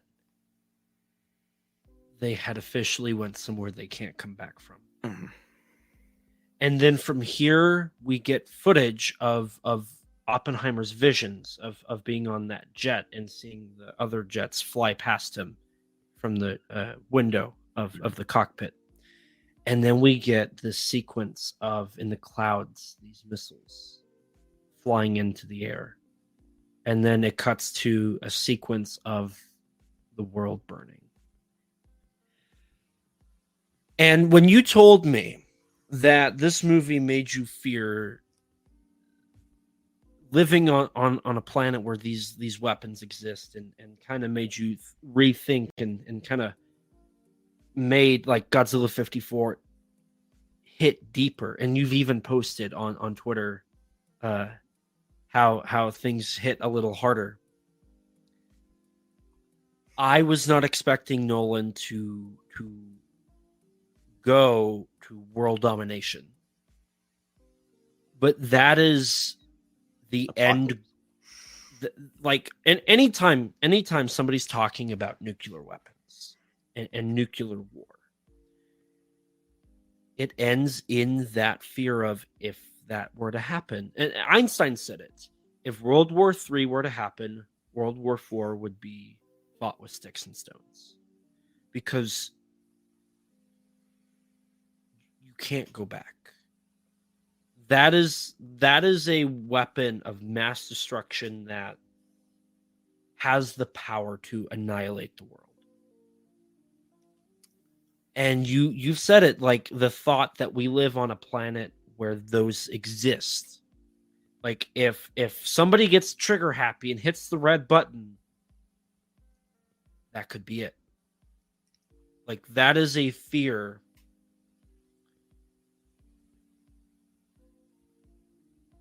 that is hard to fathom, but this movie articulates that fear. And it's a fear that our kaiju movies like Gojira, the Japanese, understand. Yeah. And not just Godzilla. I think I also mentioned like Terminator, Right, or something, right. or it makes it a little more real. Because everyone said, there seems to be this overarching thought that no one's insane enough to start World War III. I don't.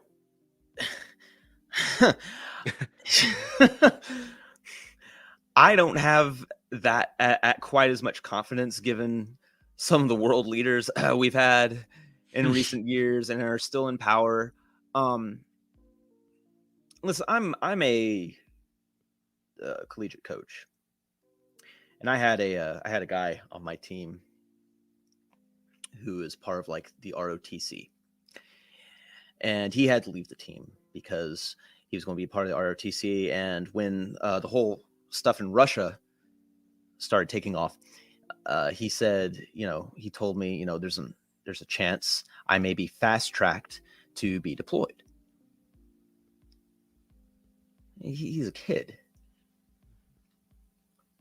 I don't want him deployed. I don't want any of my kids deployed and fighting in something that might just end up with a bunch of missiles incinerating the world.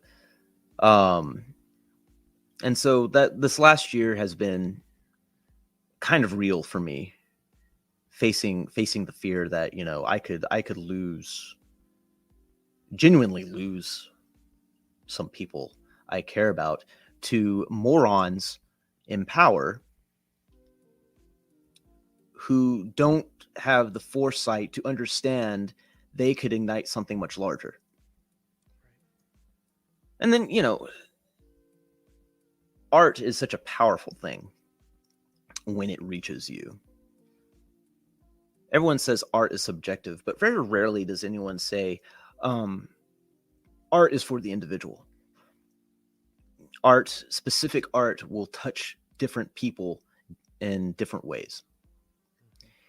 And I get to the end of this movie, and the reality of Oppenheimer's fear has never seemed more realistic to me than it is today when listening to athletes I work with that are a part of the military. And so I watch this glimpse of a scene where the earth is on fire. I think it was supposed to be atmospheric ignition at the tail end that we saw. We saw two things. We saw the earth and like multiple nukes going off, and then we saw the earth and then a firestorm covering the globe.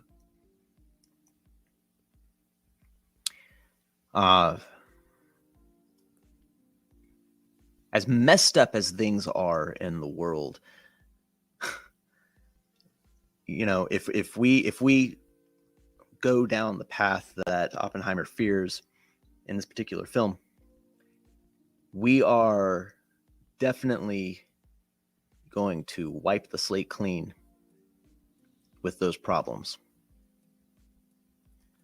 So, there's a choice now. We either, we figure it out, we fix it, or we can go down that road and take a gander at what the Stone Age looks like for any survivors. And it just felt very real. I wonder, from the personal experience that affected me, I wonder if it contributed to what Nolan was doing with the ending of Oppenheimer. But I still feel that even if I didn't have that experience, I would still have that fear. I would still be imbued with that terror of the image of the world on fire. Right. And one wrong move from one stupid person, and that's what it looks like. Right. So this movie,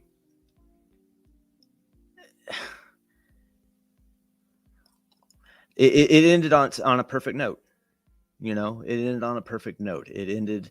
We keep hearing what Oppenheimer wants to do. We keep seeing what he's trying to do and what he fears and whatnot. But nothing. It was the perfect pin in the cap to really ram home just what was causing all of that anxiety in him.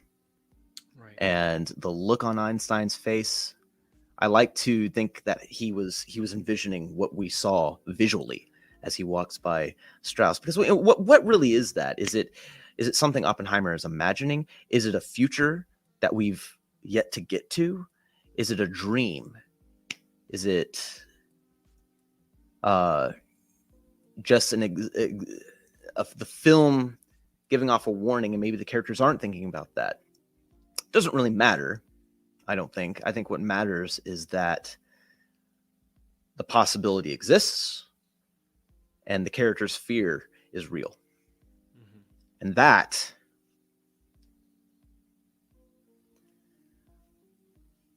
I don't know if any film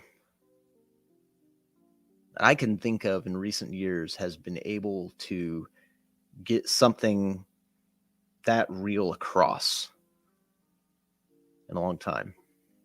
Right. So, and what you just said kind of reminds me of a quote from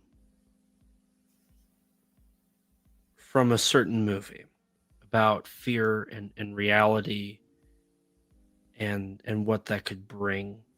I'm trying to pull it up so I can get it exact. I think you know where I'm going with this, or maybe you don't. I'd like to hear the quote.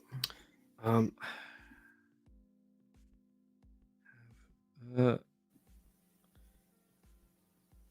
trying to.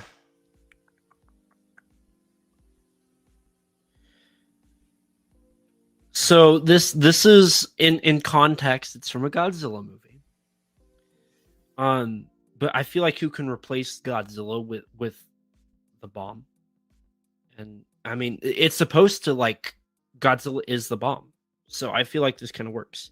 You have your fear, which might become reality, and you have Godzilla, which is reality. And in a way, that's you have the fear of a nuclear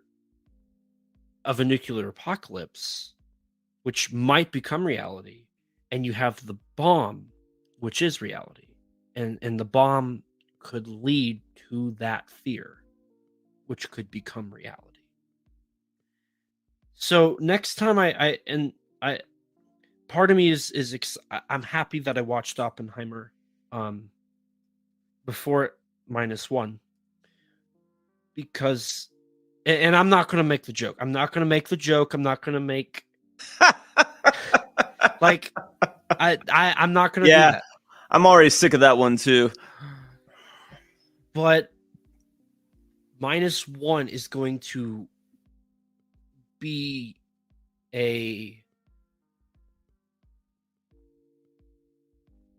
it's in direct response to that, to what Oppenheimer is talking about, to what the fear is, the fear of nuclear war. And we're going to see kind of that perspective from the Japanese in that time period where Japan was zero from that. Japan is the only country to have civilians killed by A bombs and H bombs. And we haven't even talked about how Oppenheimer does have the discussion of H bombs. That is true. Yeah, I mean it is an important distinction that Oppenheimer created the A bomb, Yes. but somewhat opposed the H bomb, or they're called supers, in the film. And I do think people tend to forget that Japanese citizens have been killed by both. Yes. Uh, And that was the huge part of 54 was the Lucky Dragon number 5 incident, the incident where Japanese fishermen were irradiated by the Castle Bravo testings on March 1st, and they passed away from that. And that caused a huge international turmoil because Japanese critics were saying, why this? Like, why is it Japanese citizens are being killed once again by these weapons of mass destruction? And it caused a lot of friction. And in the film, you see the beginning of the H bomb, because I'm pretty sure, aren't they represented by the two fish bowls in that meeting, where the tiny wine glass is the A bomb and the huge fish bowl is the H bomb? Am I correct with that? no, it was they had one was plutonium, Gotcha. and the other was something else. It was like how much they were manufacturing at the time to put into their current bomb Okay. or gadget. But they do make it very clear that the H bomb is way more powerful and could cause way more. Yeah, and it was I think it was Tiller who proposed the idea of a hydrogen bomb instead of an atom bomb. Everyone laughed him off.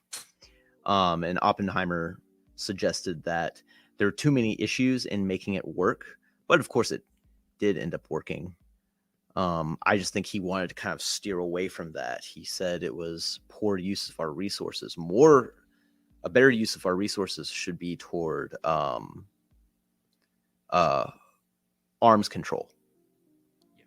But instead we got an arms race. Right. Now, eventually, we did get to a point where arms control was a thing. There was it was an act, I believe, passed by NATO, that it was the countries with nuclear warheads had to decommission them, and it was something that has been a development primarily between America and Russia, the two super powers of the world that have, just stockpiles of nuclear warheads. Right. And it was actually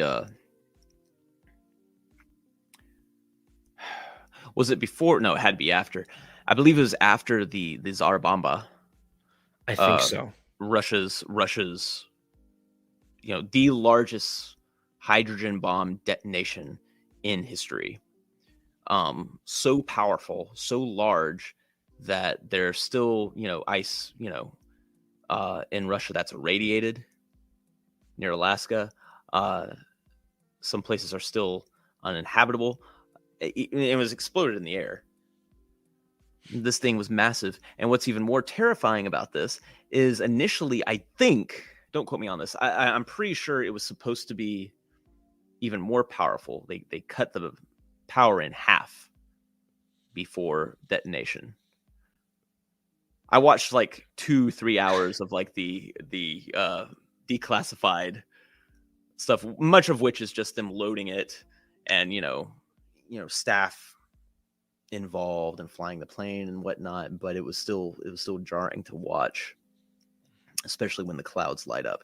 And it was just so powerful, it was so violent that's when I believe the UN said, okay, no more tests. It's getting out of control, and you're gonna kill us all.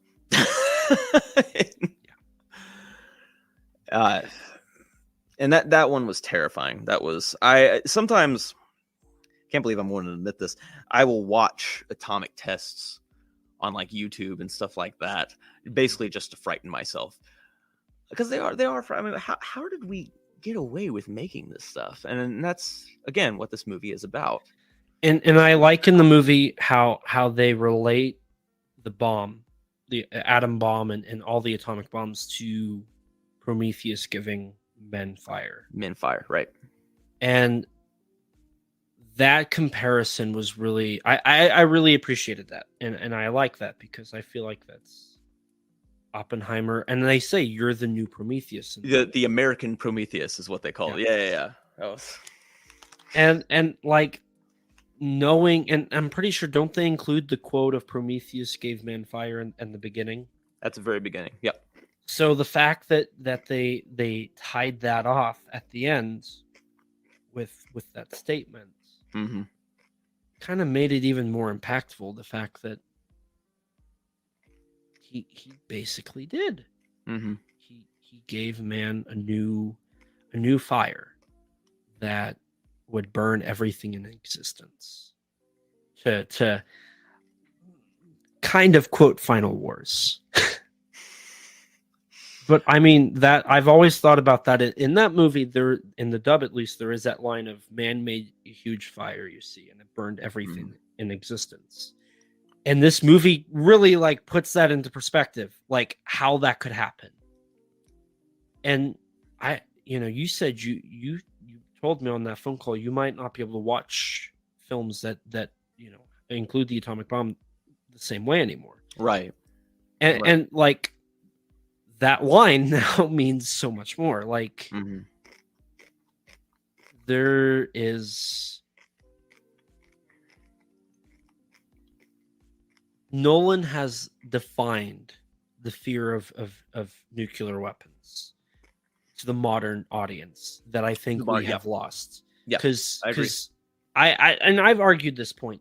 So as somebody who has grown up in this 21st century, we have never had the fear of a bomb going off. There used to be the, in schools they would teach you to like duck and cover because of an atomic bomb, and they had bomb shelters. That doesn't exist anymore. There is no longer the fear of nuclear weapons, nuclear war.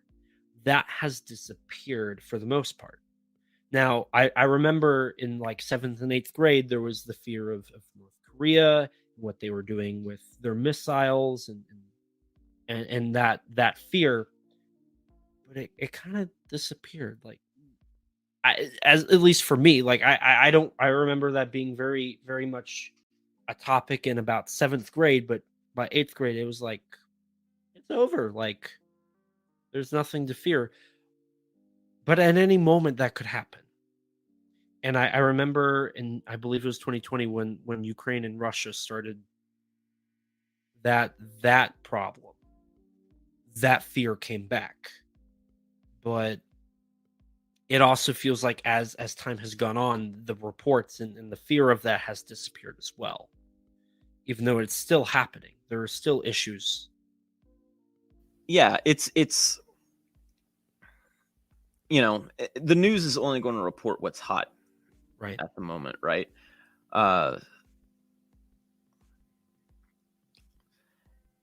People have said we've exited the atomic age and entered the digital age. The atomic age never went anywhere. I liken it to the line in Shin Godzilla where they say, man, we're quoting Godzilla a lot here. I guess that makes sense, but in Shin Godzilla when they said post-war lasts forever. The atomic age ain't going anywhere. It's still here. And I think this movie, I don't think it shows or says why. I think it gives us an experience as to why. It makes us feel why. And that's hard to do. That's hard to do. So props to this movie and the filmmakers. Yeah. So, I mean, I think this film, while it's a period piece, it takes place hard in the early 40s, early to mid 40s. and then later on in the 60s, correct? Or late 50s? The trial specifically. The 50s, yeah. 50s, okay. It's very much established over 70 years ago. The films. Ooh, wait. Late 50s, early 60s. Yeah, you're right. Yeah, some of it probably is the 60s. Now that I think about it. So the fact that is still relevant is horrifying. We like you said, we have never moved out of that. There are world powers that could bring that back tomorrow. Like we and like you said, that is the fear of like the dumb people who run the world could bring that back tomorrow. Like they could bring it back the moment the stream ends. They could bring it back right now. Like that is a fear that may never go away. Because Oppenheimer gave us that. Whether he definitely realized it after the fact, but there's no going back. Once, I'm trying to remember, I want to say it might have been in the Godzilla movie, but it was the establishment of once that power is here, it can never go away. Do you know what I'm talking about? I feel like I'm about to think of what it is, but it was the thought of now that it was Destroya, Godzilla versus Destroya, how they bring up micro oxygen, and how that power is here, and there is no way to take that back. And the Oxygen Destroyer is kind of, I would say, the franchise Godzilla franchise's atomic bomb. Oh yeah, like it was always supposed to be that. And Destroyer, they kind of bring that concept back where it can never go away. Right. I think it was Dr. Ijun, I believe, who says like micro oxygen has already been unleashed. It's too late. And the discussion about what to do with an oxygen destroyer or destroyer, they start weighing, which monster, which device, whatever, will determine the lesser cost of lives, not unlike the discussion about, bombing Hiroshima and Nagasaki and stuff like that. So, which, that came during the anniversary of, was it the 50th anniversary? I think it was the 50th anniversary of the bombings. Yes. Was 1995? Yes, that would be 51. Yeah, 50, that would be 50. 50. Yeah, 50th anniversary of that. So, the fact that movie came out in that year with a discussion kind of similar to that really speaks to some of that movie's strengths and, a reality that, we could continue to have that discussion. Right. Today. No, it's kind of nice that, at least for me, I feel like I can now view some of this stuff in a different light, because now I have been, as a modern audience member, now I have a better understanding. I've understood the fear of the bomb, but I've never truly felt it. And you and I both afraid of it. Right. Yes, and both you and I both said this is not a movie you watch, it's a movie you experience. Mm-hmm. And it leaves you with something that it's a sour taste, but it's a, air quotes, good. It's good that it leaves you with a sour taste. Well, yeah, it does its job. Yes. Extraordinarily well. It does its job. I have yet to call this I've yet to just say it's a good movie. Right. And I've yet to just say it's, I've yet to rank it or anything like that. And I probably won't, because I feel like it's just so transcendent. And that, you know, everything that came along with experiencing it, it would be reductive to praise or criticize it with the usual vernacular you would for film discussion. And I think that's where it comes in. I remember there's some video out there where Christopher Nolan reads, someone said, "My life is like a Christopher Nolan film. I don't really understand what's going on, but I'm here for it anyway." And someone asked him, "What do you say? What would you say to that person?" And Nolan said, "My advice would be, don't try to understand it, just feel it." That's pretty good. You know? So it's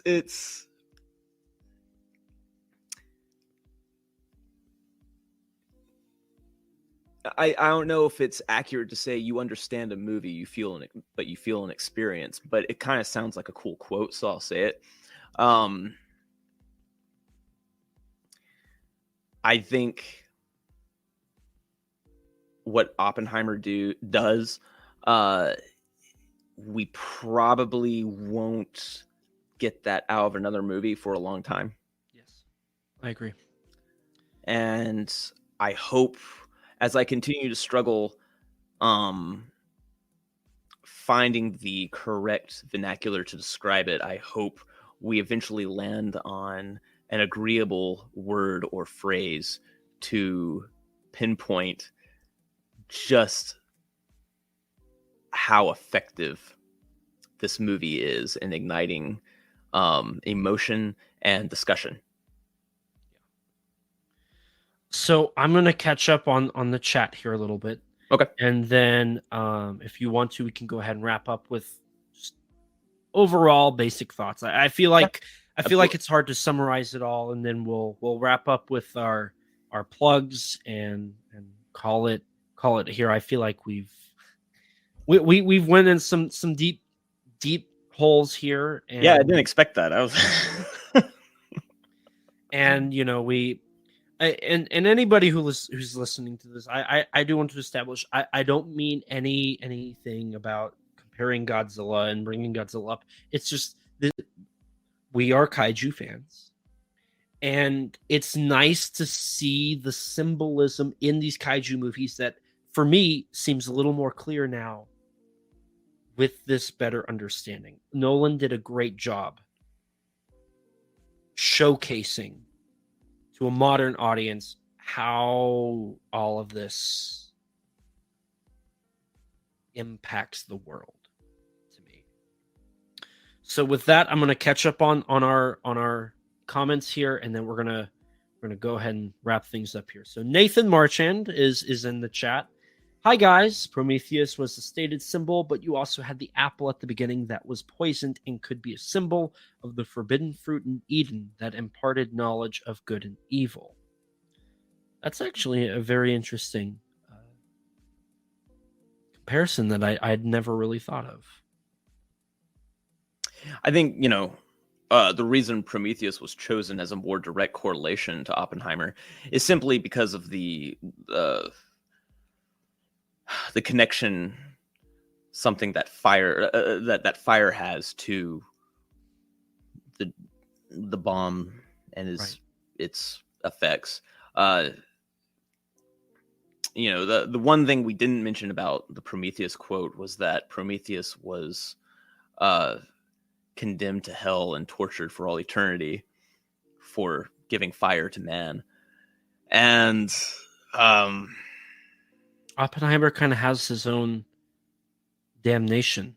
Yeah. Mentally. Yeah. Mm-hmm. Which is, that's something that, he never came back from. Mm-hmm. And so we actually never brought up how at the end Einstein tells Oppenheimer that, they will hate you, but eventually they will praise you for what you've done. And we see into the future where Oppenheimer's accepting, is that a Purple Heart? I think it's not a Purple Heart. Purple Heart would be, I believe, if he was injured in the line of duty. Okay. I want to say it was the Nobel Peace Prize, but I don't think it was. It was the here it is. The Enrico Fermi Award, a scientific award given by the President of the United States, honoring scientists of international stature for their lifetime achievement in development, use, or production of energy. Okay. This would factor. And it's an interesting, like, because the whole film we follow the trial and trying to put Oppenheimer in this negative light. He's the villain. He doesn't deserve it. What he did isn't enough, and they try to really put him as the villain. But as time goes on, they forgive him. But they forgive him for themselves. Right. They wouldn't stand up for him when he needed it to make themselves feel better, just like Einstein predicted. And I want to say there's another movie that kind of follows that, where it's like, before you fall, they will love you, but when you fall from grace, you're nothing to them. And I'm trying to remember what movie that is, because kind of sounds like a Dead Poet Society quote, but I'm not entirely sure that's accurate. I don't remember, but I know there's a movie that they bring that up, where when, like, if you fall from grace, they will turn your backs. The movie's starting to get clear in my head. Oh my god, I know this movie. They will turn their back on you the moment they can. Or no, maybe it's an Eminem song. It's an Eminem song. It's there's an Eminem song where he says, like, once they turn on you, they're never coming back. And that's kind of true. That's kind of true. But in this case, they eventually forgive him. But I love how his wife doesn't forgive them, and she refuses to shake their hands. That I loved that. And they linger on that. They linger on that to show, like, she never forgot what they did. She never forgot. And at the same time, it's interesting. She didn't think this would happen either, because she told Oppenheimer, do you think if they tar and feather you, that eventually they'll forgive you or praise you? They won't. And he's like, we'll see. Yeah. So yeah, no, it's very interesting how they tackle that subject. Jumping back in here into the messages, Nathan also said, I lived through the tail end of the Cold War, but I don't remember feeling afraid. I was too young. And that's kind of where I came from, is like, I by the time I was born, the Cold War was, history. And so to me, like, that never really was something that... Right. And I lived through a little bit of the Cold War too, but it was never...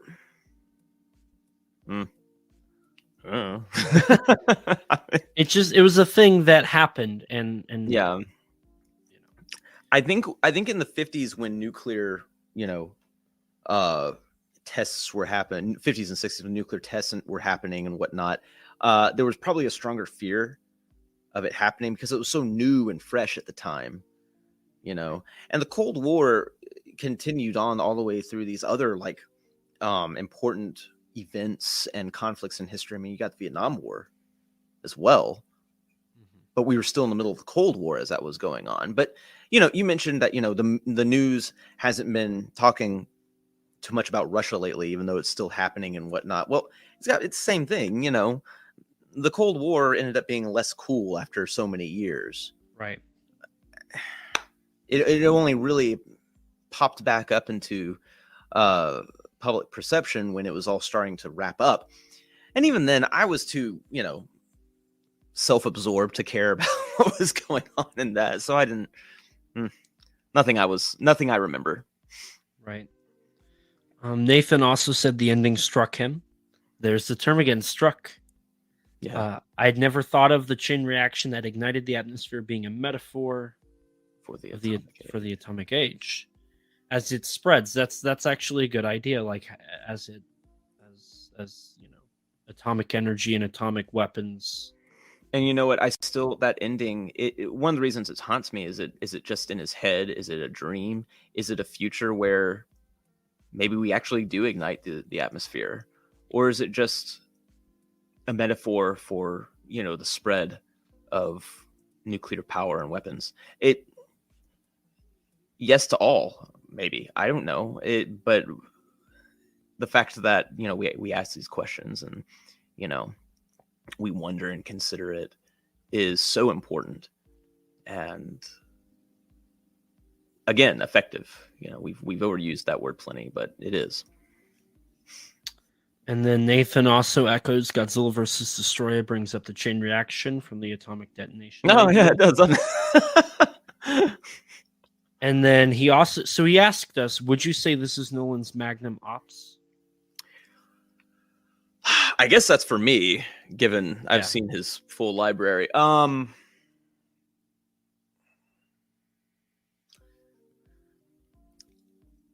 answer would be, ask me again, first of all, when I've kind of come down from the honeymoon period.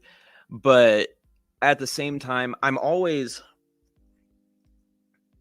hesitant to call anyone's one work their magnum opus because, first of all, you don't know what's going to come next.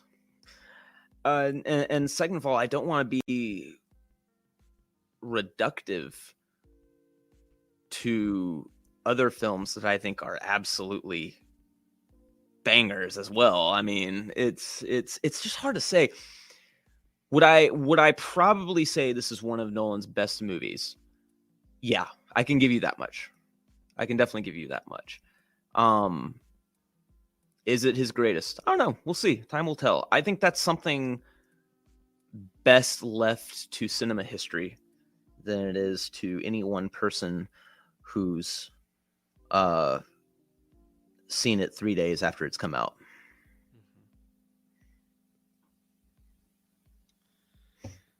So I'm just going to bring this up. So the Fabelmans and Oppenheimer both had a similar effect on me. I've already established that.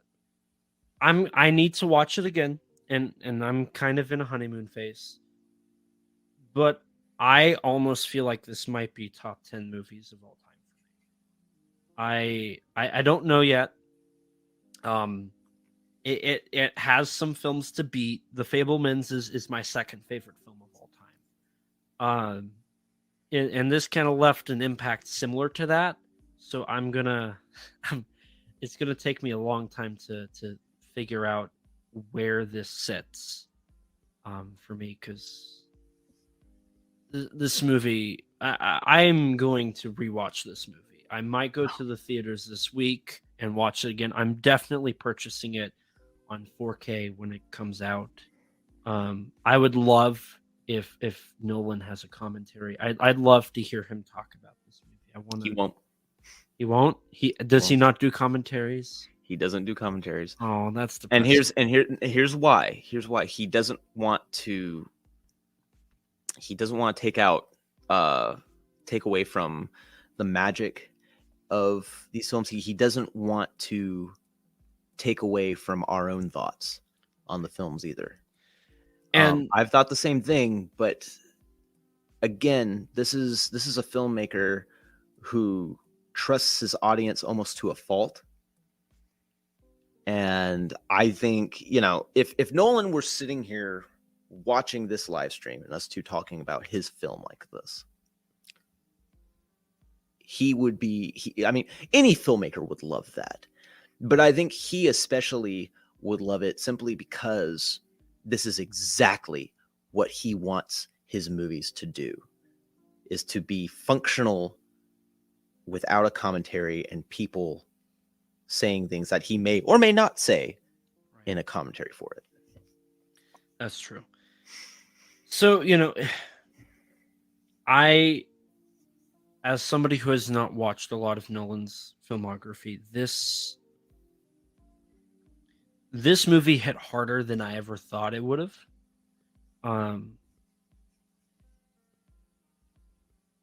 Like, thinking about it, like Tetsuo the Iron Man is another movie that I remember sitting there thinking, this changed my life. And Oppenheimer, I think, did something similar. So it's gonna, honestly, this definitely will probably hit top 10 for me. I mean, it's not the first Nolan movie to do that for me. And I told you the other night that Nolan, I got into Nolan back in 2001 when when Memento came out. Before he was cool. Before he was cool, yeah. When Memento came out, and I walked out of the theater, and to this day, I can't believe I said this out loud, but I was with friends, and I just, it was one of those I'm thinking out loud moments, and I just spouted out loud, that's one of the best movies I've ever seen. And I was also in a very different place at that point in time, too. I think a lot of the themes, fairly nihilistic themes, in there really had a vice grip on me. But so many years later, I mean, I go back to it, I watch it, and I'm just like, man, this is such a fantastic film. Once again, non-linear storytelling and black and white and color film, and an ending that hits hard. And in some ways he hasn't changed that much, but in other ways he's also matured a lot as well. Mm-hmm. And now has the latitude to do a lot more. And whether you like the Dark Knight movies or not, you have to appreciate that it gave him the ability to have that kind of latitude. Right. That kind of, to my understanding, that's what shot him into kind of stars. Yes. I would say so. And I think, I really do think that if you probably go through his library, starting with The Following, if you go through his filmography one by one, you would probably end up appreciating, yes, I just brought that up. You would probably end up appreciating what he ended up doing in The Dark Knight a little bit more, and how his filmmaking had progressed over years and whatnot. Because I think you'll probably end up, I can understand like someone who hasn't seen a lot of Nolan films watching the Dark Knight movies and probably comparing them more so to the superhero genre at present, essentially, and not a Nolan crime drama or a Nolan war picture or something of that likeness, which is what I kind of follow along into when I went to see those movies, is that the Dark Knight movies weren't really comic book movies. They were an extension of this filmmaker's evolution.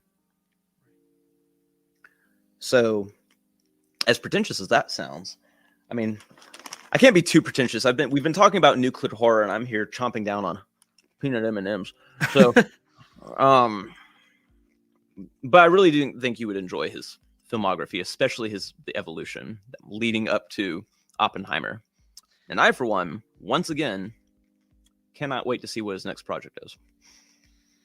So with that, I feel like that's kind of I mean, we've been sitting here for 2.5 hours. Yeah. And I feel like we've kind of, I mean, I dove into this way more than I thought I would.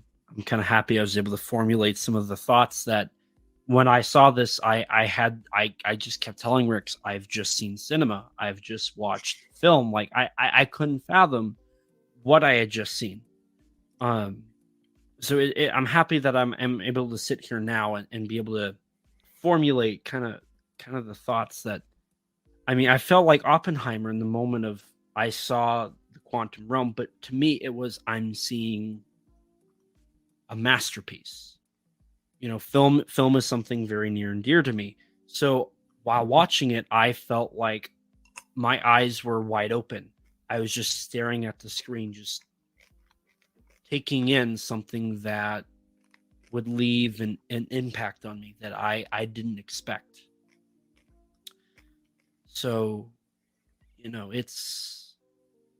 I'm probably still in the honeymoon phase, like you. Yeah, and that's okay. That's okay, and I'll come down from it, but I don't see it even coming out of it.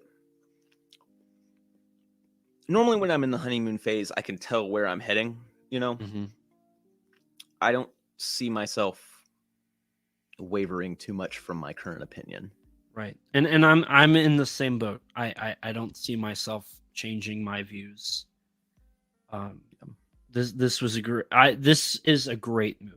Like that, if I have to sum up my thoughts in like a sentence, this is a great movie.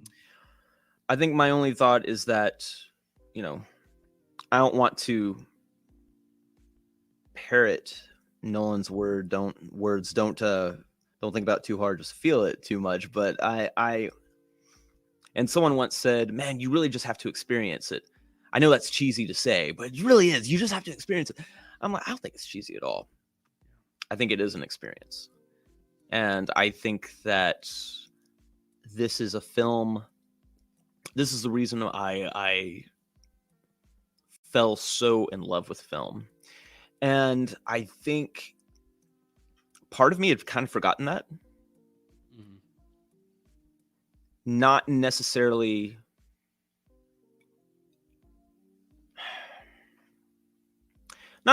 because films are just so bad these days, but largely because so many of them kind of look and feel the same. Mm-hmm. And this really had everything that I love about movies in it. Right. It shows the power of cinema. And I mean, it shows that like the art form as an art form can still make an impression for me. Right. And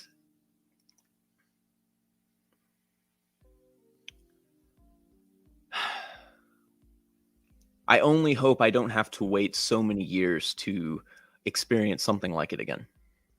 Yeah. That's a good note to end on. Yeah. So, after 2 hours and 40 minutes of talking about this and diving in, for anybody who's been watching, thank you for listening to us kind of dive into like the madness in our heads about this movie and what it did. And for anybody who's been listening, thank you for listening. I hope for the ones who have seen it, I hope you enjoyed it as much as we did. If you didn't, I don't necessarily agree, but we pity you. Yeah, we do. So